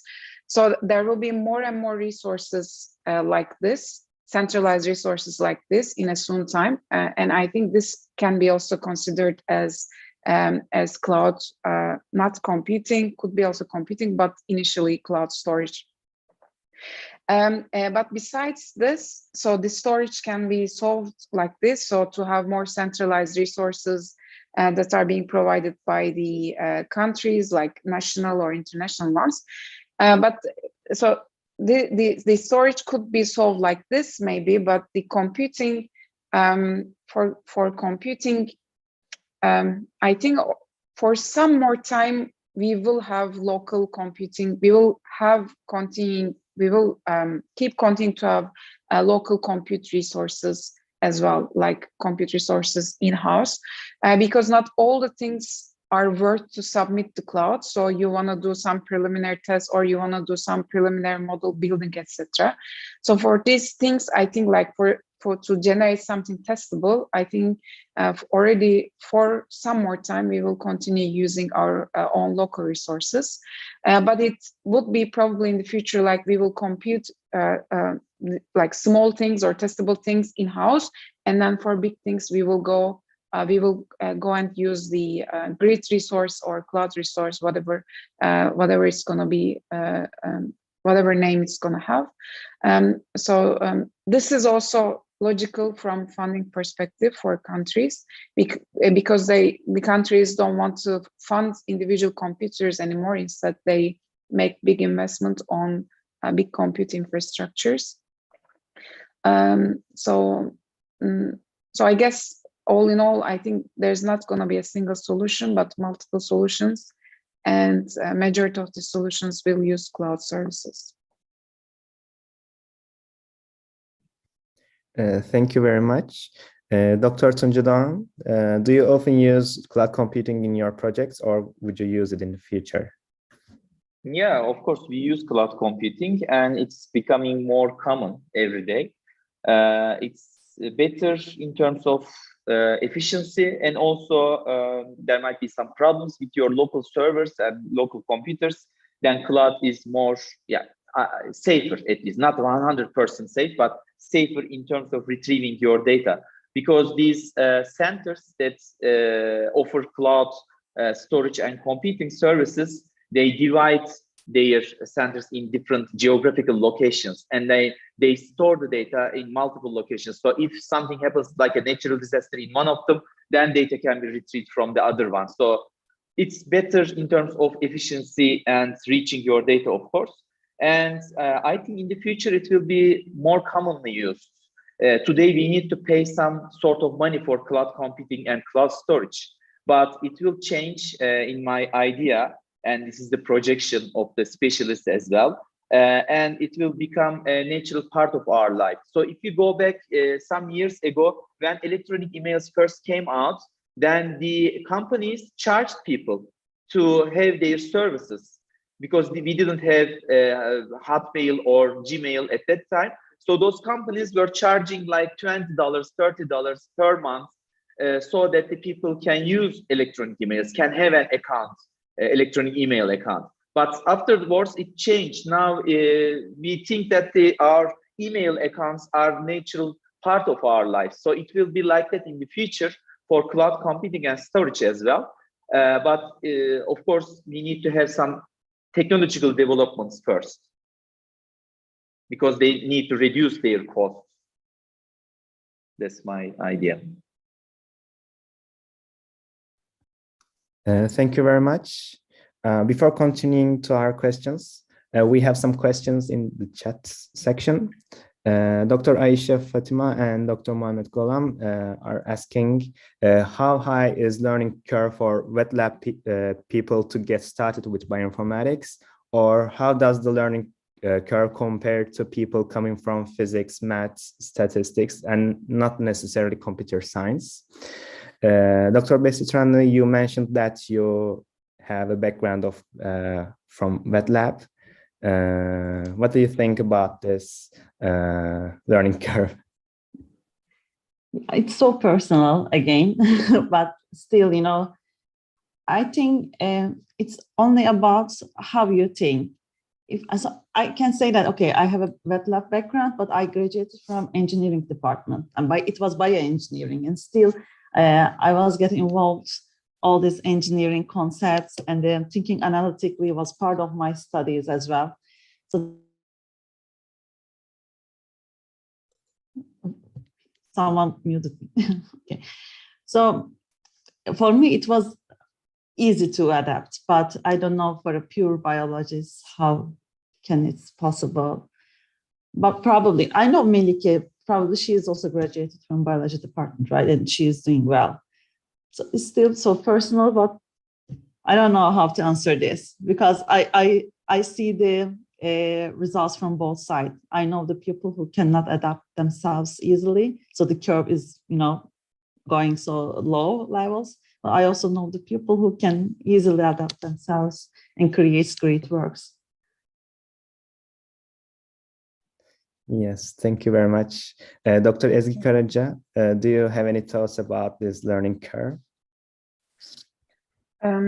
So I had and also have students from microbiology and genetics. I am actually a faculty in an MBG department. And I teach in this department Introduction to Bioinformatics or Advanced Bioinformatics, etc. So I have a sort of feeling of how microbiologists are prone to learn technical aspects of bioinformatics.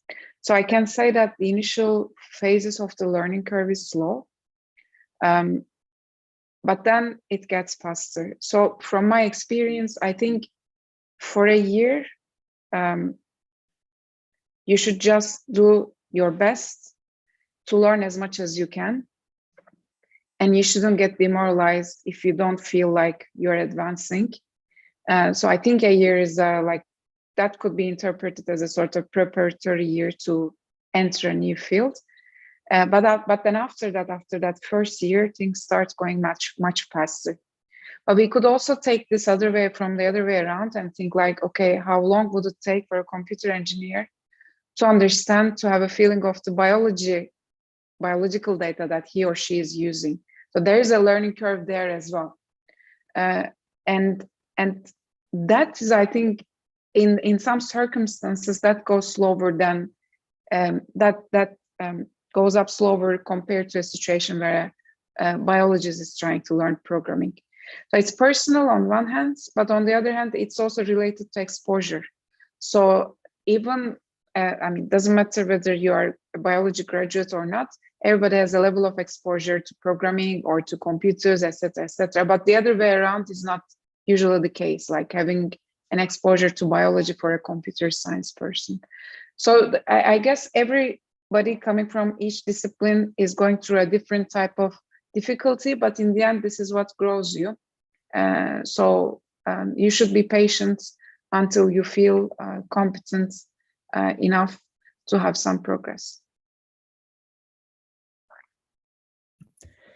Thank you very much. Dr. Tunca Doğan, what do you think about learning curve from different fields?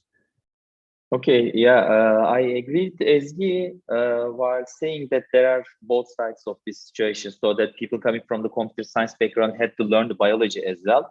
And since this exposure is very limited beforehand, then it would be harder for them to get into the field. And also, in my personal experience, people from the biology background, and we can say life sciences background, they are willing to learn the computational side of it.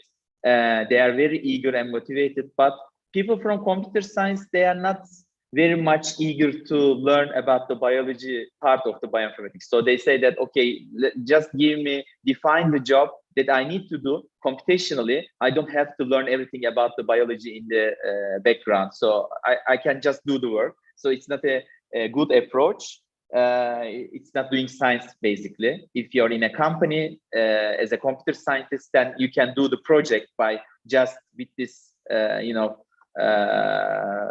idea in mind, but it's not possible to do it in science.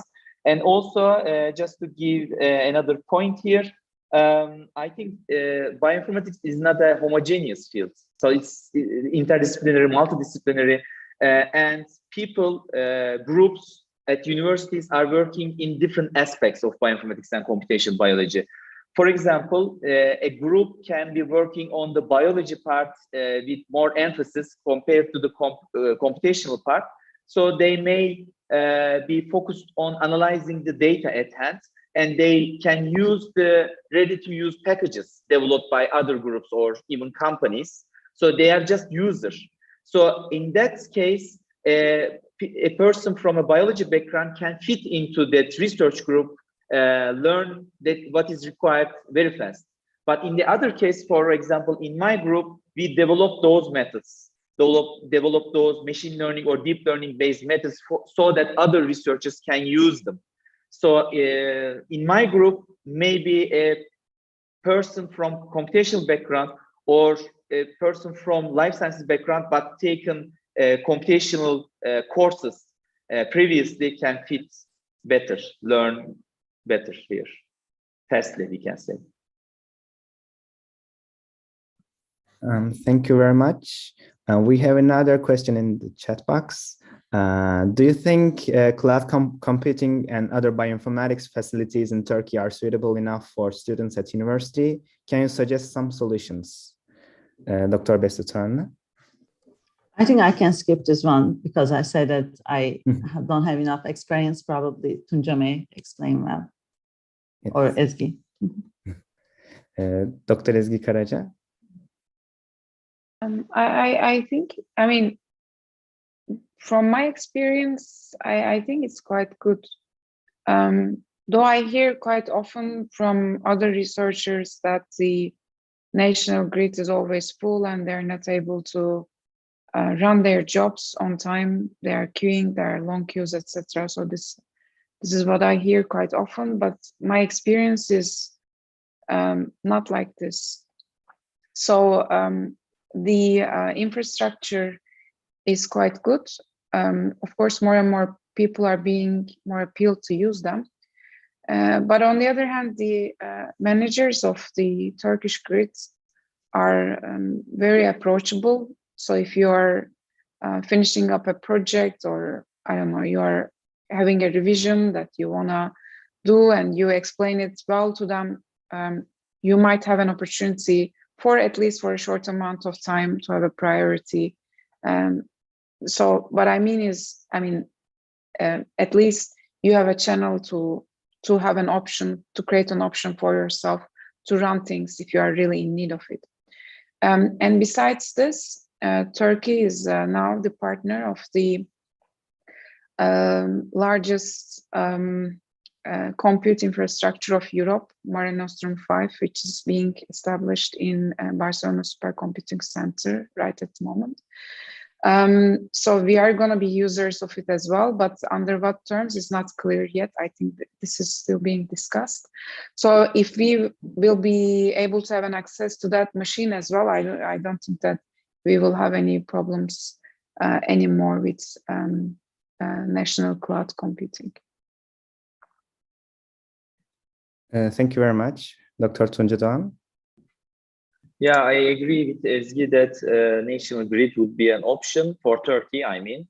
And other than that, we don't have many resources that are established, especially for our field, for the field of bioinformatics and computational biology. So all research groups are trying to establish their own servers. And if their university are offering some sort of, opportunity there, like some of the private universities are doing this, of course, their job is easier, especially for state universities. We don't have this situation, so we need to write some grants and buy some servers and maintain those servers, which is something else. It also affects the environment negatively, because that a cloud computing service that is maintained properly at a center or at a few centers would be more efficient in every way, but we are not there yet. Hopefully, I think we can get there in like 5-10 years. Thank you very much. I would like to move on to our next question. Translational medicine is a field of research that aims to improve human longevity by determining the relevance to human disease with novel discoveries. How bioinformatics contributes to these fields? What kind of data is mostly used for this? And what are the most skill requirements needed for this area? Do you have any thoughts, Dr. Besutan? Actually, it's the field that makes me so exciting, translational medicine, because now what we are experiencing today is evidence-based medicine, and we really have some sustainable solutions for the public health problems. And while we are gathering all these informations like molecular entities from DNA, RNA, or metabolites, proteins, so on, and we have also on the other side, we have information about the clinical entities, and they should be integrated to create a better resolution of our health solution, to create better health solutions, to improve the patient care, let's say. And I deeply believe that we cannot think that as bioinformatics is in the heart of the translational medicine. So that's why, you know, we cannot think that it will contribute to, it's a part of this field. I believe in that. And there's also a term that I read, like transformational bioinformatics. It's the discipline that will create, annotate, aggregate, and analyze all this rich biomedical data. So you were asking what kind of a skill sets requirement, what kind of a skill requirements that's needed for this area. So as a bioinformatician, so you should know how to create the data or how to annotate, how to manipulate the data for the annotations, because it's a big problem, and how you can integrate them, how you can aggregate and analyze them. So there are many questions to be answered in the perspectives of bioinformatics. And I can say that probably you should be so team-oriented if you would like to feel in this field, translational medicine, because what you're going to interact will be medical doctors, maybe patients. Somehow you can be in contact with them, but at least you're going to be sure that medical practitioners, doctors, physicians, so the biologists, all the researchers, experimental researchers, let's say, or other informaticians working on a different side of the project. So you're gonna be so team-oriented people to compile all these works if you're gonna work in this field. Thank you very much.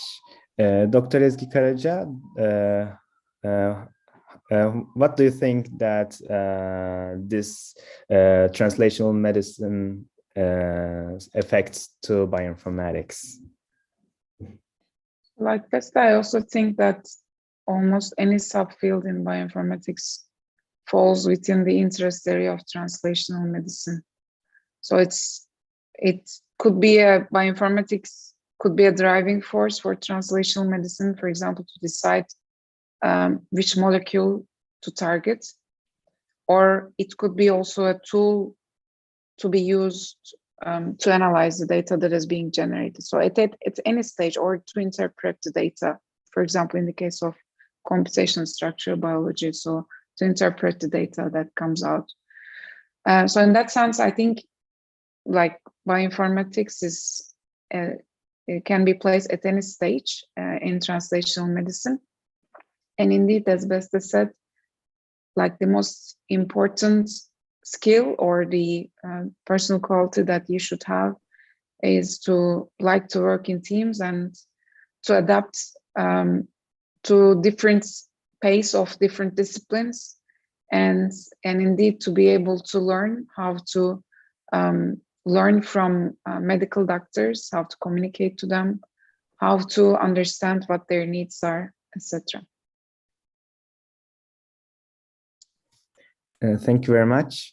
Dr. Tunca Doğan, what do you think about translational medicine and bioinformatics? Okay, it's very well put by both Beste and Ezgi, so I'm not going to repeat those parts, of course.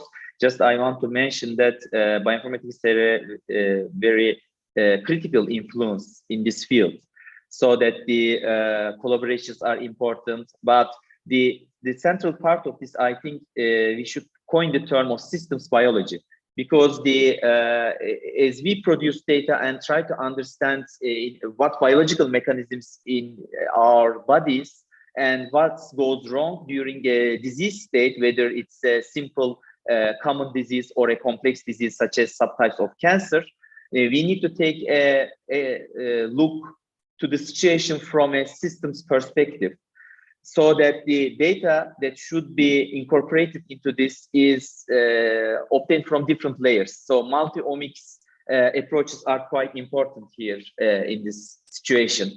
So structural biology has an important effect, because we need to learn about how proteins are interacting with each other in both health and disease states, and what goes wrong, of course, during the disease.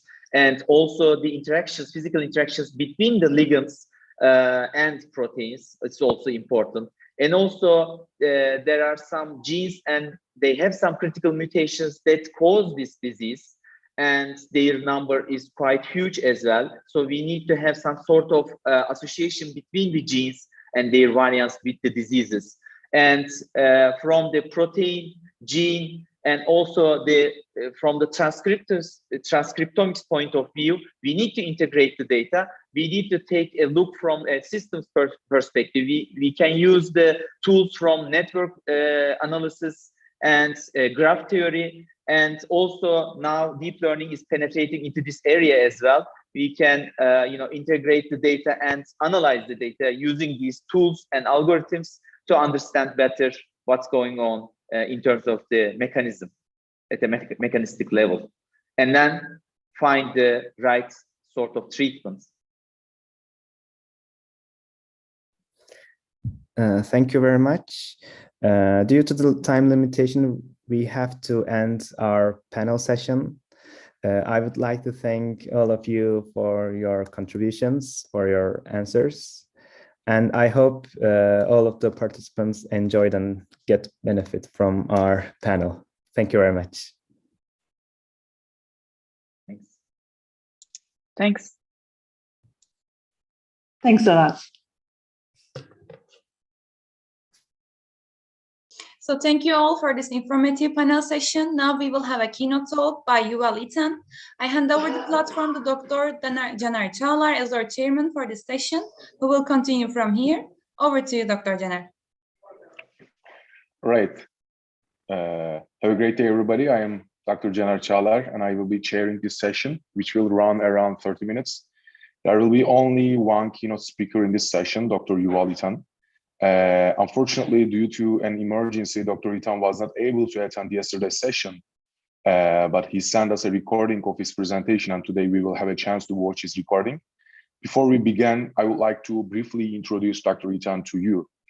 Dr. Itan is a friend of mine from New York, actually, and I had a chance to work with him on a project related to obesity genetics. He's an assistant professor in the Department of Genetics and Genomic Sciences, and a core member of the Charles Bronfman Institute for Personalized Medicine at the Icahn School of Medicine at Mount Sinai in New York City. The main focus of the Itan Lab is investigating human diseases for enhancing precision medicine by developing new computational methods to detect disease-causing mutations and genes in next-generation sequencing data of patients, and by performing, of course, cases control studies of patient cohorts to identify new genetic etiologies of human diseases as well. The Itan Lab applies and combines diverse approaches across computer science and biology, including machine learning, natural language processing, bioinformatics, statistical genomics, modelings and simulations, and population genetics. So today his talk is entitled New Machine Learning Approaches to Estimate the functional consequence of mutations in diverse human populations. Now is the time to listen to his insightful presentation. Hopefully it will be a great presentation for all of us.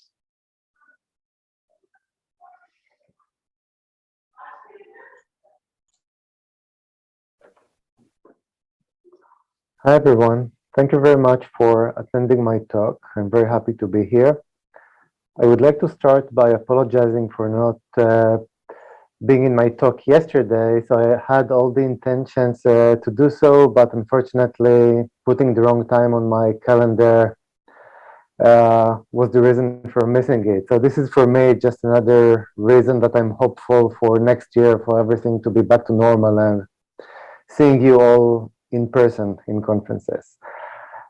So what I will talk about today is about the work that I have been doing in my lab over the last few years, which are actually separated into two different parts. So one is to develop methodologies to detect pathogenic mutations and genes in different human diseases.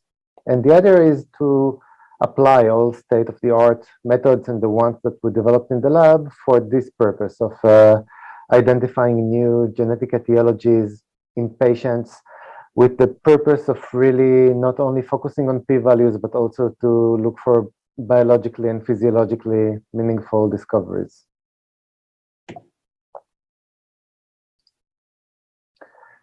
So this is just a standard bioinformatic pipeline of next generation sequencing analysis. I will just go quickly over it. So we have the reads, then it's mapped into the genome, the human genome, and then different quality control measurements are being done. And lastly, the part that is interesting for me is the annotated file of the genetic variants. And here I'm interested to interpret them, to see which of the variants in the patient are the ones that are actually causing disease. So this is a slide that I was actually showing for a few years, basically demonstrating the rationale for the work. You have a few hundred of genes after filtration in a patient, and you want to know which one or which few are the pathogenic ones. So here as a joke, SMRF2 is the pathogenic one that people would think that it's the correct just because of the name, but actually, lastly, it was actually found that SMRF2 is indeed a pathogenic gene. But the example still stands. What we need to do is to look for the needle in the haystack to find which one is truly disease-causing, even if it's not the one that is yet known to cause the disease or known to be in the pathway. And the way to go, usually, which is very effective, is to first ask which genes are known to be causing the disease, and then to see in the list which of these genes are physiologically, biologically closest to genes that are known to cause the specific disease that the patient has. And it's not a trivial problem to do. So to try and tackle this problem, we thought about it as in navigation between two cities or between two places inside a specific map. So in the same way that we can use shortest distance algorithms to find the route between two places, we can do it between any two given human genes. So what you can see here in the red network is basically a network of all protein coding human genes with their interactivity connections. But this is based only on direct interactions. But so we are interested also to know if two genes that are not directly connected are actually close biologically and therefore relevant. So what we've done here was to do a shortest distance algorithm between any two given human genes in the human genome, protein coding human genes. And what we have is a map of relatedness between all human genes. And the way to use it is to take a list of candidate genes in a patient and then to prioritize them by their biological distance to the genes that are known to cause the disease. And if none is currently known to cause the disease, then we look for nearby diseases and prioritize by that. And you can look down here at the link for an easy to use online solver for this purpose. Then we actually demonstrated it on a large scale. We took all 200 and something immunodeficiency causing genes, and then we used the human gene connectome that I've shown you before to predict in advance all possible candidates of primary immunodeficiencies based on biological distance and pathway enrichment. And that's a demonstration on a large scale, how you can pre-calculate. And then when you have a new gene, you don't need to do by yourself the connectome analysis, but you can just cross it with the pre-calculated list. And to extend it even further, we did it for all human diseases for which there are known disease-causing genes. It's called the closest disease genes server, where for each human gene, you can put it on the online page of the project, and it would tell you for this specific gene which diseases are known or predicted to be associated with a gene, or vice versa. You can start by the disease name, and it would tell you the known genes associated with the disease and also the novel predicted genes. And that is another problem that we tried to tackle in whole genome and whole exome data, which is a huge number of false positives. So for all of you that know genes like TPN or mucins or olfactory receptors, they're very highly mutated in patients, and therefore it's very difficult to rationalize if to remove them or not from the analysis, if they're truly disease-causing or not. So what we're showing here is that some genes are not pathogenic, but yet they actually contribute to a huge proportion of false positives due to their very high mutation rate, and therefore they're unlikely to be pathogenic in the general human populations. So we developed here to tackle that the gene damage index, the GDI, where what we did was to do a weighted accumulated CAD score, damage prediction for all variants in the specific gene in the general human population.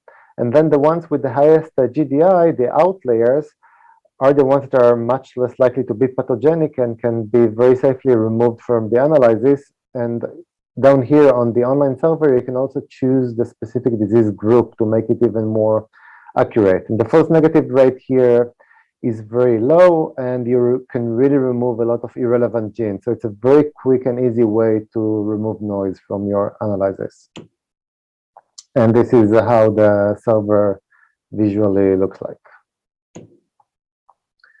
Then another problem that really came up over the years when I've done my different disease analysis was variant level damage prediction scores like CAD, Polyphent, and SIFT. And all these methods are actually using a fixed cutoff to determine whether a variant is benign or pathogenic.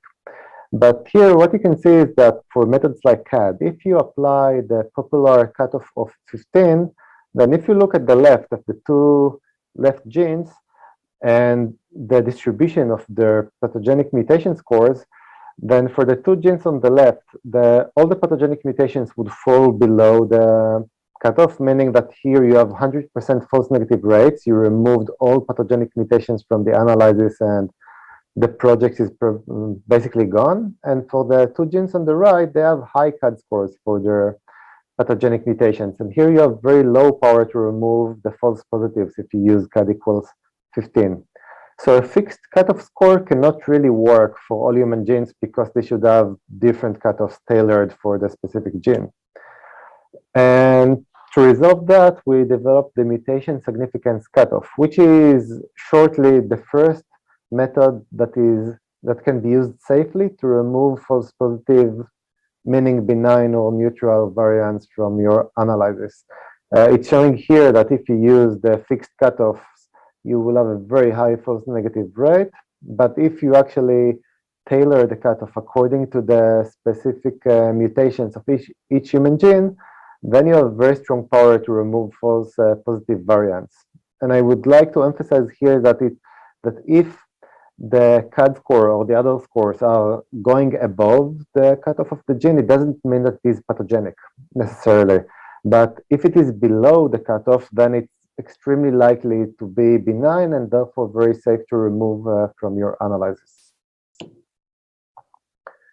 Then another issue of a lot of noise in NGS data are variants that are very highly common in your cohorts that you investigate, but they're completely absent in public databases like 1000 Genomes or Nomad.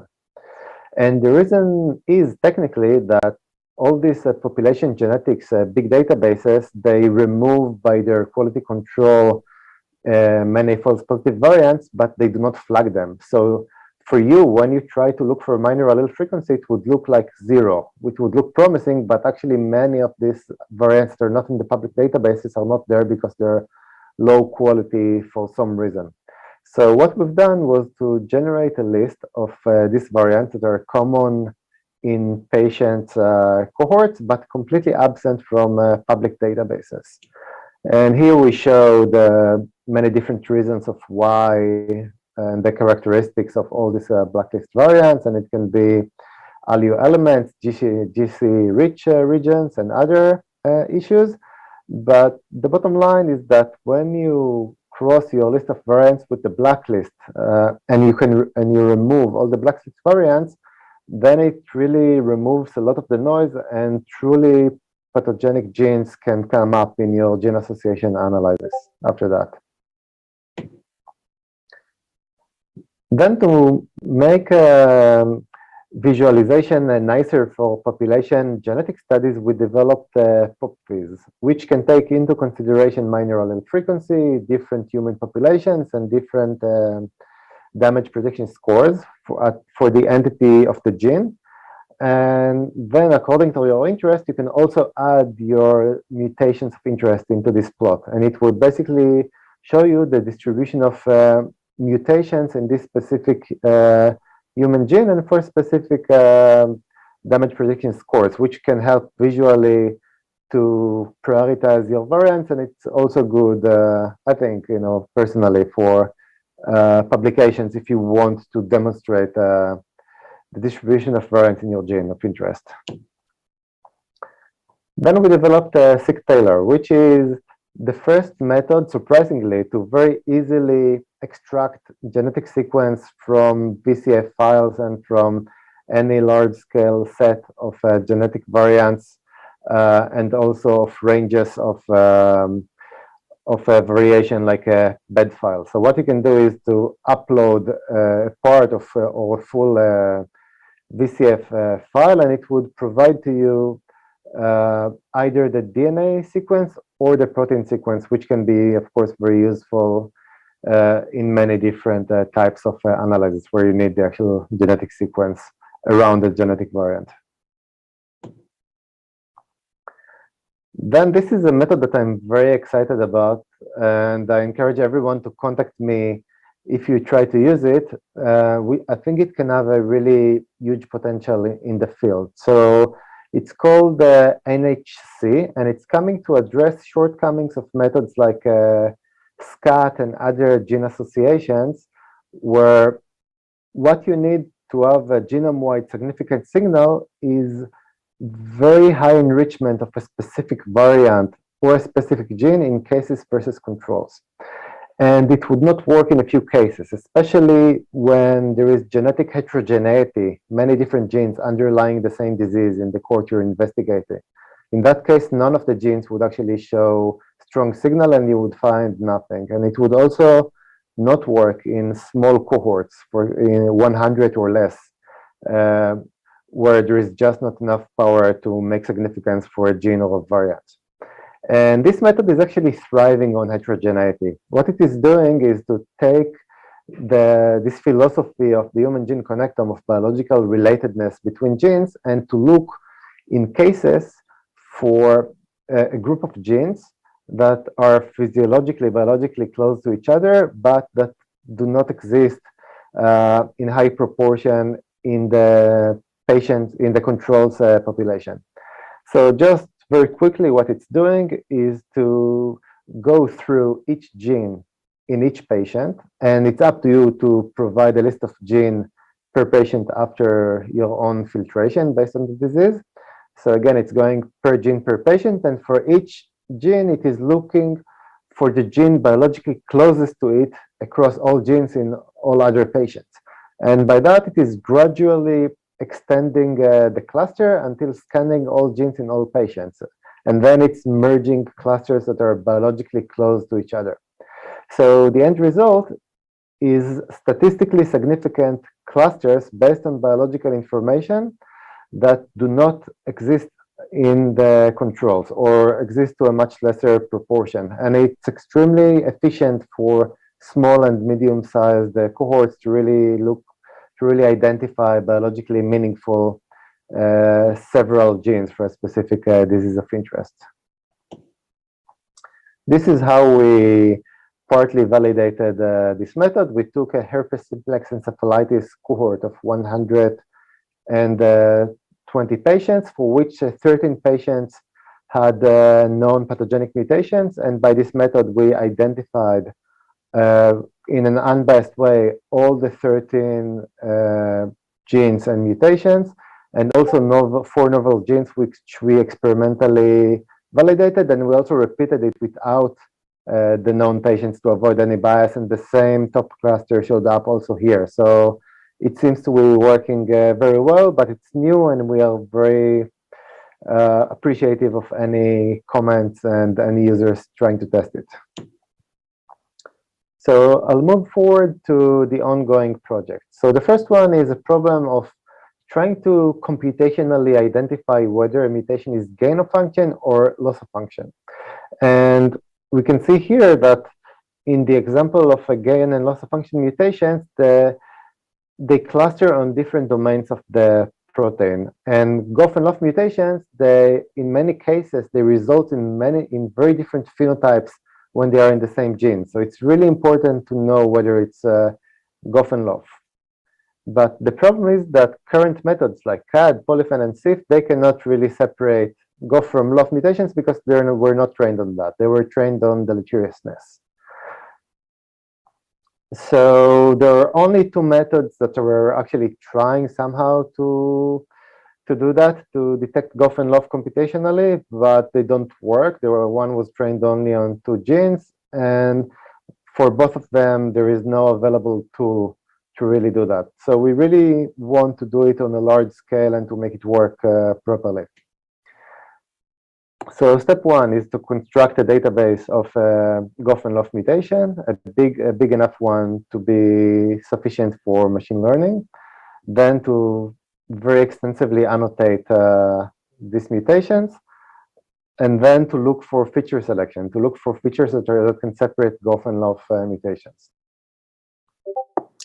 So this work was done by Chidem Seving-Bayrak, who was a postdoc in my lab, and she did a really great project and work here, starting by doing natural language processing on abstracts of pathogenic mutations, and by that she generated the biggest database to date of GOF and LOF mutations, over 1,000 GOF and over 11,000 LOF mutations. This is an example of why we actually need the NLP and not just simple text mining, because you can have many different ways to write the same term, so it needs to be done smartly. Then the GOF and LOF mutations were annotated at the gene level, protein level, and at the variant level, but by different features. And then feature selection was done to look for features that can separate GOF from LOF mutations. So let me go a bit over that. So you can see here that there are many different differences between these two categories. For example, LOF mutations tend to be frameshift mutations and also tend to be high impact mutations, while GOF mutations tend to be in moderate impact mutations. Also, we can see that a very strong feature that can separate the classes, actually, this is the strongest features by some methods, is the number of paralogs, the number of copies that the gene has. So GOF mutations tend to have many paralogs, which makes sense because this gene would have a functional backup, and then it could develop a new function.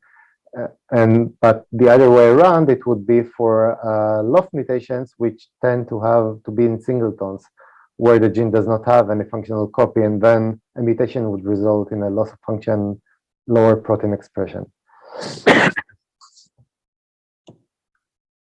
And we can see here that there is also a big difference in some amino acids between GOF and LOF mutations, and also about the specific domain where the mutation is. And this is just showing visually all the important features by Baruta random forest feature selection. And we repeated the process with a features exact analysis to look for protein domains and other gene and variant level features that can biologically be meaningful.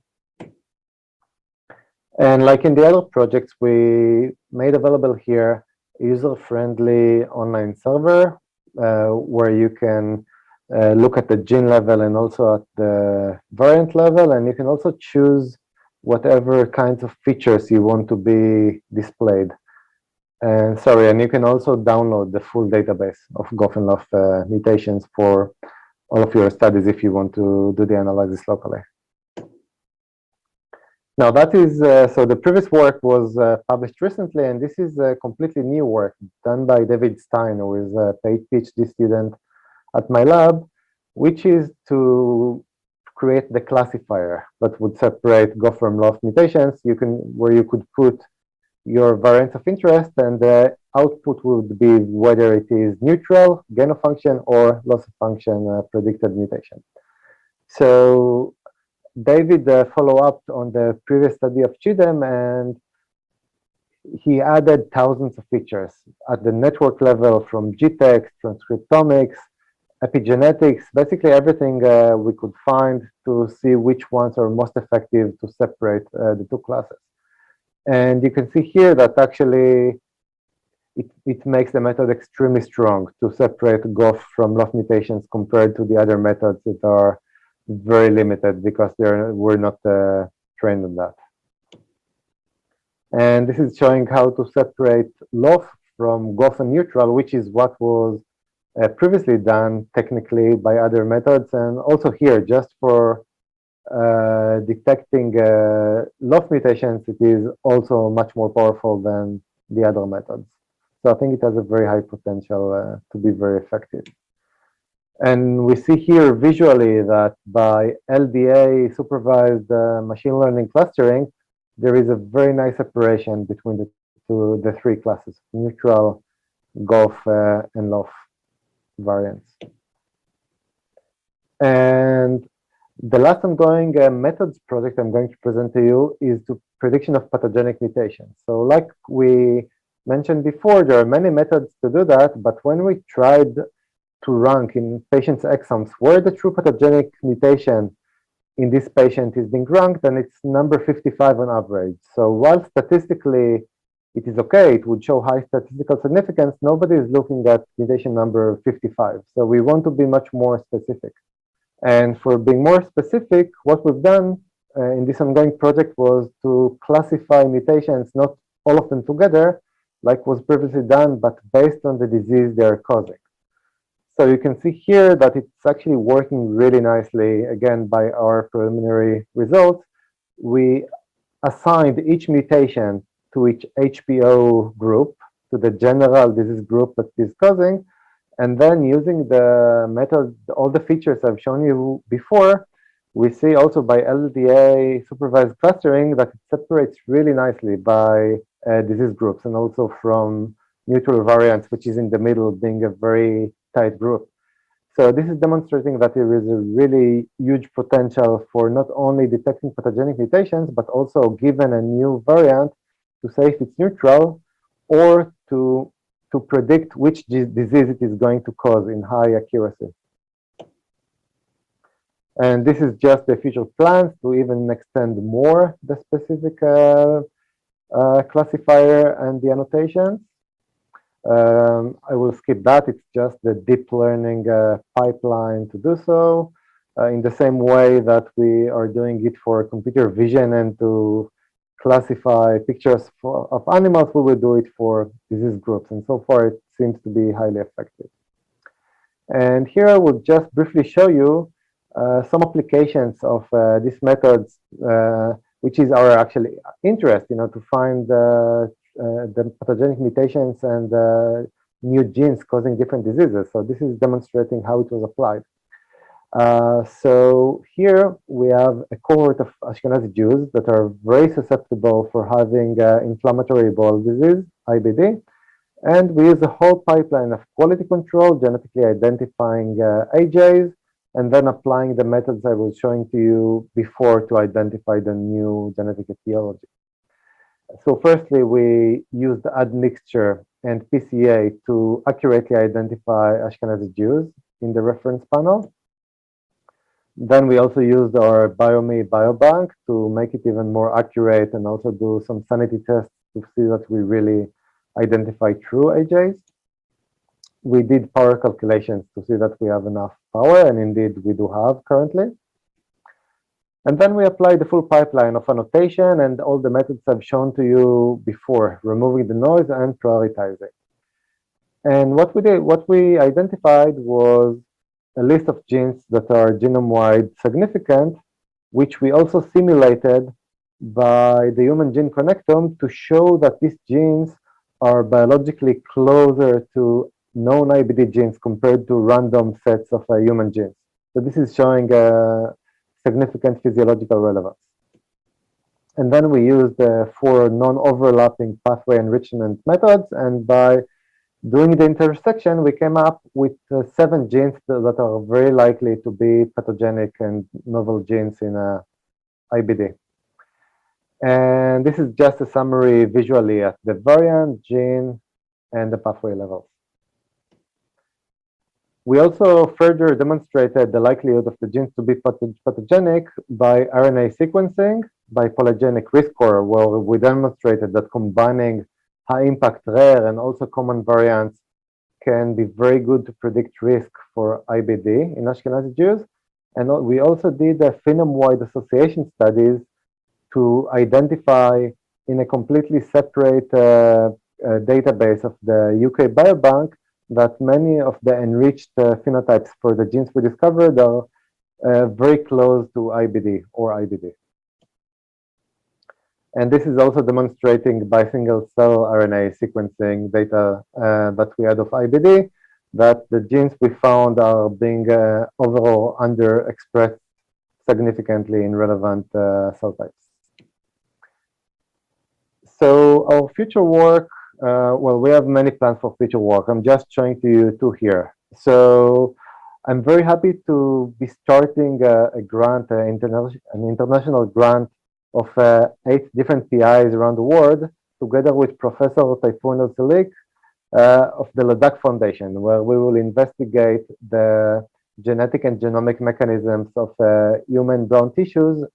And this would very likely be very effective for future therapeutics, and also to understand the very important basic mechanism that is very understudied until today. And we're also interested in looking for population specific disease genomics, basically looking for genes and variants that can cause disease in one population but not the other, but also looking for the overlaps to make the predictions much more accurate for individual patients. So here we plan to do very large scale phenome-wide association studies in different biobanks across all different disease groups to identify pleiotropy, also which genes cause which disease and in which population. This is just again a demonstration of a different project, COVID-19, severe cases of COVID-19, where I will just skip that. We can also show that by this specific approach and by the population specific way of analysis, we can find novel genes and also to replicate the known pathways that are currently known to be involved in the COVID-19 pathogenesis. So I would like to thank all my many collaborators and all the great people that worked with me on this project, my students, postdocs, and everyone involved in this research. And if you have any questions, please feel free to email me at any time. Thank you very much for listening. Bye-bye.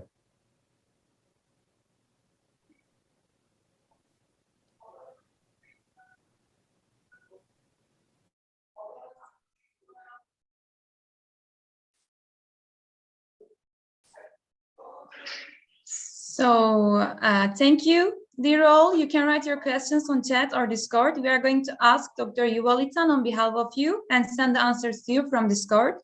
So dear Dr. Caner, do you want to add something? Yeah, I mean, this is the end of the session. As you said, there won't be any Q&A part for this session. And you guys can send us any questions you may have, and we will email your questions to him. Thank you very much to all who attended this session, and have a great day. So thank you. Now I would like to invite Mrs. Esra Büşra Işık, co-chair of the 5th International Symposium on Bioinformatics, to start award ceremony.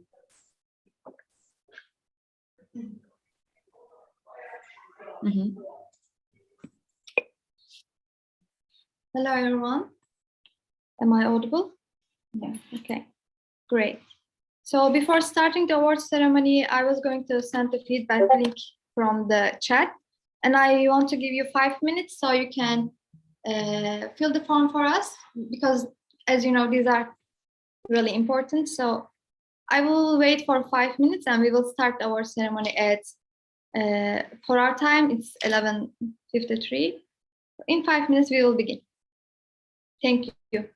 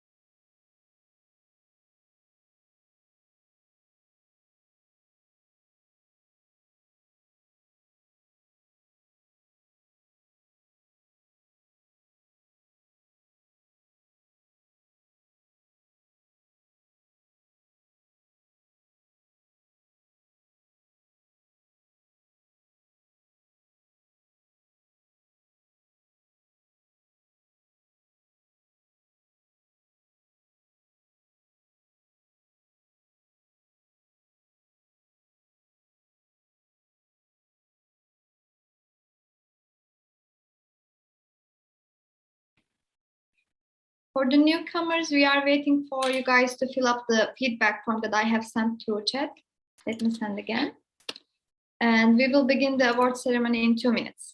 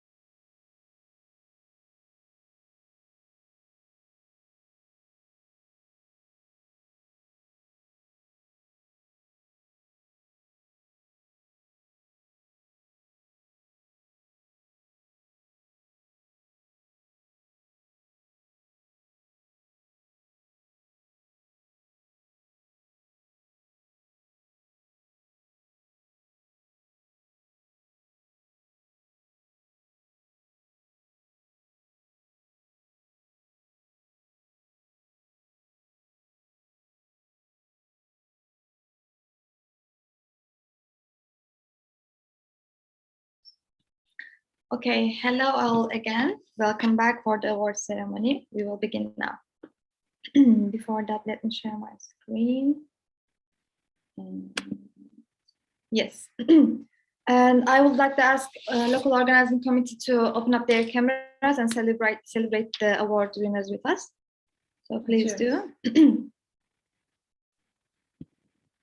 Okay. We're all here.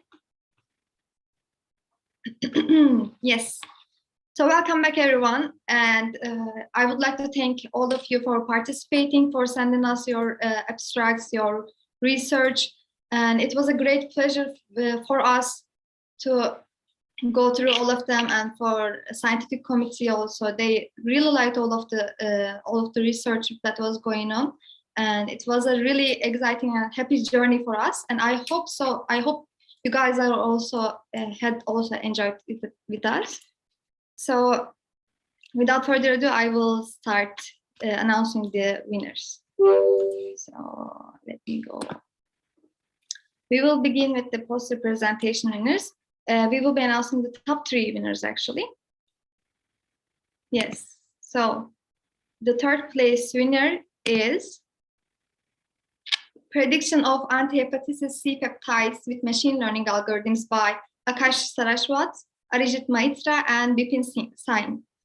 Thank you for your study, and it was evaluated by our scientific committee, and you have won the 3rd place for poster presentations. So we would like to clap. Congratulations. Let's continue with the 2nd place winners. And the 2nd place goes to Blood Group Susceptibility Shifts in COVID-19 Variant Infection Rates by Etreyi Mandal, Monisha Krishan, and Porja K. We would like to congratulate you again, and yes, congratulations. And our 1st place winner, our winner is Ligand-based pharmacophore modeling and virtual screening studies for the discovery of natural product-based PDE3 for dual inhibitors by Jia Lim and Anand Gurao. We would like to congratulate you again. Okay, thank you all for sending us your studies, and believe us, it was really hard to evaluate the results because all of them are great, all of them are amazing, and we wish best for your future studies. So I will continue with the oral presentation winners. And the 3rd place winner is Evaluation of the impact of DNA mismatches in PCR primers to detect SARS-CoV-2 variants of concern using a thermodynamic mode by Pamela Miranda and Gerald Weber. Yes, congratulate you. And 2nd place winner is Saituna, a network alignment approach for integrating multiple single-cell RNA-seq datasets by Yasin Maruf, Hilal Kazan, and Jashim Ertan. We again congratulate you as local organizing committee. Yes. And 1st place winner for our oral presentation is, should I wait for a while? Okay, it goes to Decoding Molecular Signatures of Pituitary Neuroendocrine Tumor Subtypes Through Systems Biomedicine Perspective by Büşra Aydın, Esra Yıldırım, and Besta Turanlı. We again congratulate you as local organizing committee, and thank you so much for sending us your research. And we will get in touch with you. We will contact you for certificates and all that. Again, we congratulate you. There is something in the chat. Yes. All right. Thank you. Thank you so much. So we are going back to Nihan. Let me stop my share and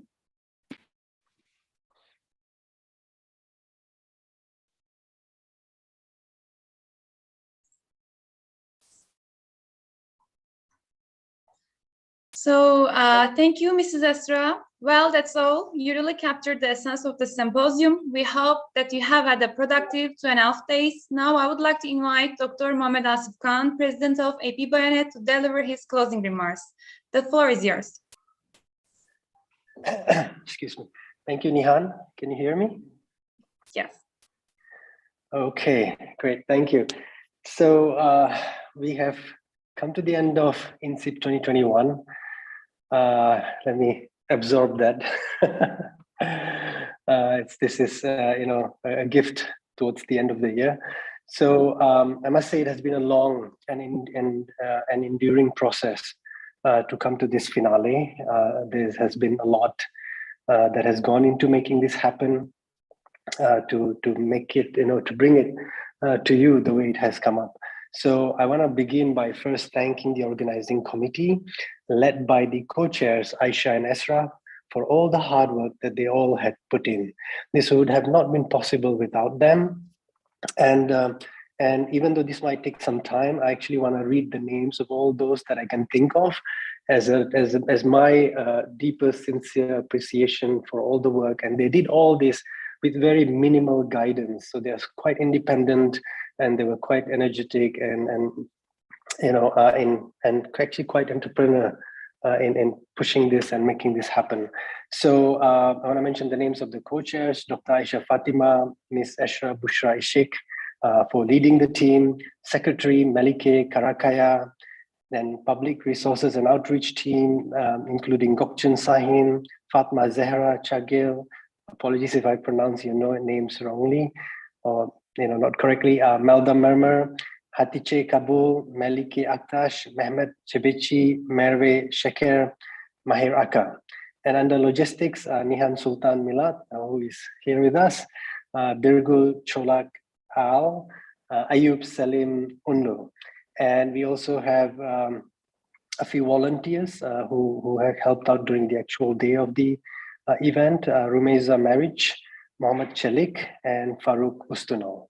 I hope I didn't miss anybody. Thank you all for all the support, all the wonderful work that you have given to this. And I know there were times when you had to meet over the weekend at night, and I know that's a big sacrifice from all of you. So again, I can't thank you enough. So I want to request everybody virtually to join me for a round of applause to the team.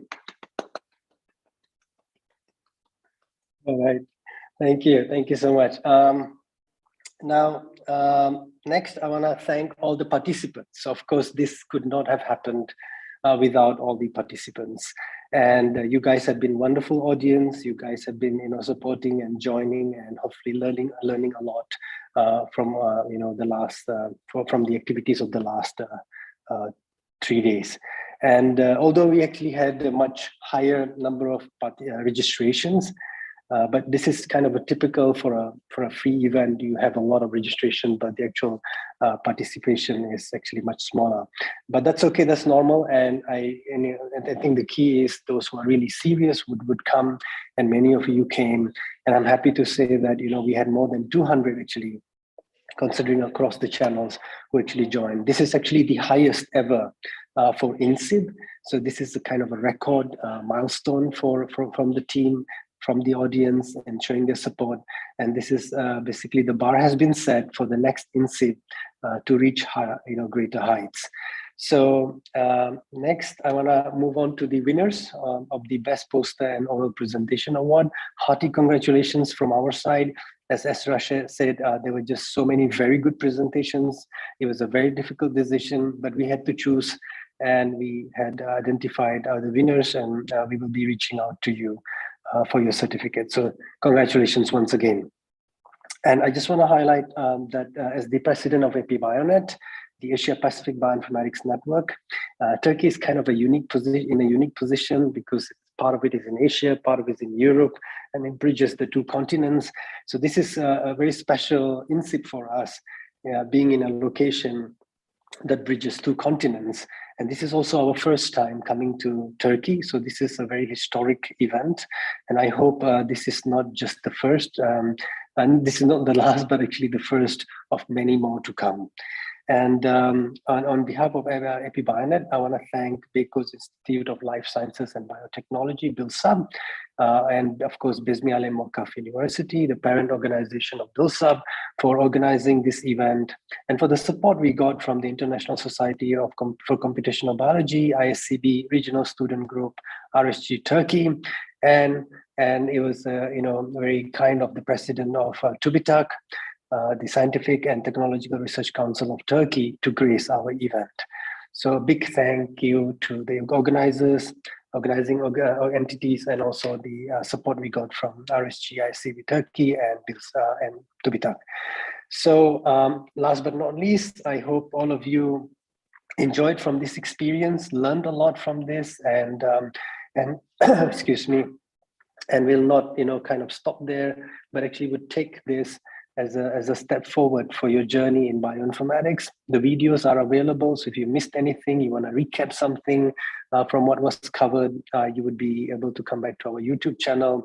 And I also hope you will use this opportunity to stay active in the Discord channel, make connections, and and who knows what these little sparks of connections would do to your life in a bright, positive way. So all the best, and also wishing all of you a happy new year in advance. And we look forward to much more exciting activities next year from EpiBioNet, from BILSA, Bezmi Ali Malkaf University, RSG, to BITAC, to spread the love for bioinformatics in the country and beyond. Thank you very much, and back to you, Nihan. So thank you. I would like to once again to thank all our participants, our speakers, all of you. So we will end our session here. Thank you, everyone, and have a great day ahead. See you in our next events.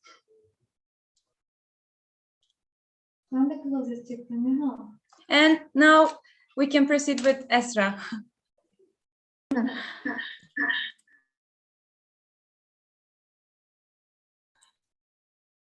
Hi all. I just wanted to thank everyone by, again, a presentation. Sorry for the misunderstanding. So yes, we have prepared we had been preparing since September as a team, and as Dr. Asif had read their names and all that, but I want to go through all of our sports team actually. First, I want to thank Bezmi Ali Malkaf University for allowing us and helping us for every step of this symposium and for hosting this symposium. And I want to thank AP Bionet for creating such an event so that we can connect with people, we can share everything with other researchers in this field. And I want to thank RSG, ISCB, RSG for supporting us and for creating an amazing panel session with amazing speakers. And last of all, I want to thank F1000 Research, which we will be publishing our abstracts. And I want to remind you that if you want to change anything, if you want to add anything, please share it with us as soon as possible, mail us, because we will be getting in touch with F1000 and the final versions of your abstracts will be sent. And I want to thank our advisory committee, our rector, Professor Dr. Rumeyza Kazancıoğlu, our director, Professor Dr. Mehmet Ziya Doymaz, and our supervisor, Dr. Muhammed Asif Khan, for advising us, for being with us during this session, during this journey, and also for being one of our opening speakers. And I want to thank our scientific program committee because they had been very much active for all of the abstracts, for all of the presentations. They didn't say, they were always supporting us as a student team. We were always asking them what should we do, and they were always guiding us. And as I said, they have tried so hard to be fair on this journey. And I will not be able to read all of their names, but especially Professor Atilla Akdemir, who was the chair of the scientific program committee, he was also really helpful during this journey. I want to thank all of them from the bottom of my heart. And I want to thank our keynote speakers. They are not here, but in case they watch the YouTube video later. So I want to thank all of them for accepting to be a keynote speaker for our InSyB2021, because this was an international event, and as you're also aware, the time differences can create many problems. We had speakers from US, we had speakers from Malaysia. So they didn't care about the time differences. They just wanted to help us with this symposium. So I want to thank them also from bottom of my heart. And here is our local organizing committee. Dr. Asif read all of their names one by one, but I just want to show them to you. First, my co-chair, Dr. Ayşe Fatima, I really want to thank her because we have worked together and she has been a great co-chair for me. So I want to thank also Melike. She was the secretary and she was the one actually who was answering all of your questions in the mails. And I want to thank Melda, Gökçen, and Fatma Zehra the PR team, they have worked really hard for advertisement of the symposium. And I want to thank Rumeysa, who had been moderating these Zoom sessions, and she, even though she was she joined us newly, she kept up with us so quickly and helped us during the sessions. And I want to thank Eyüp Selim, Birgül, and Nihan. They were the logistics team. They were working really hard for your abstracts, really hard, like to get your abstracts, to correct what was wrong. So actually, they were the key players for the presentations. So I really want to thank them, and they are here. Thank you. And I want to thank Mohammed and Faruk. They helped us as latecomers also. They really helped us with the presentations, with the orders. So they were also key persons for our sessions, for breakout rooms and everything. So without further ado, I also want to thank you, because it wouldn't be possible if you did not join, if you did not help, if you did not send us our research. So I really want to thank you, and I hope we can meet again in better or broader symposiums, conferences, or other occasions. We hope to meet you again, and we hope you all stay healthy during this time, and we wish you the best for your studies and research and your life, and take care of yourselves.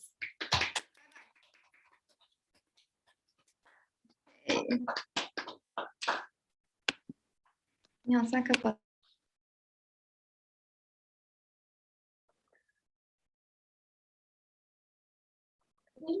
We will be closing the session now, everyone.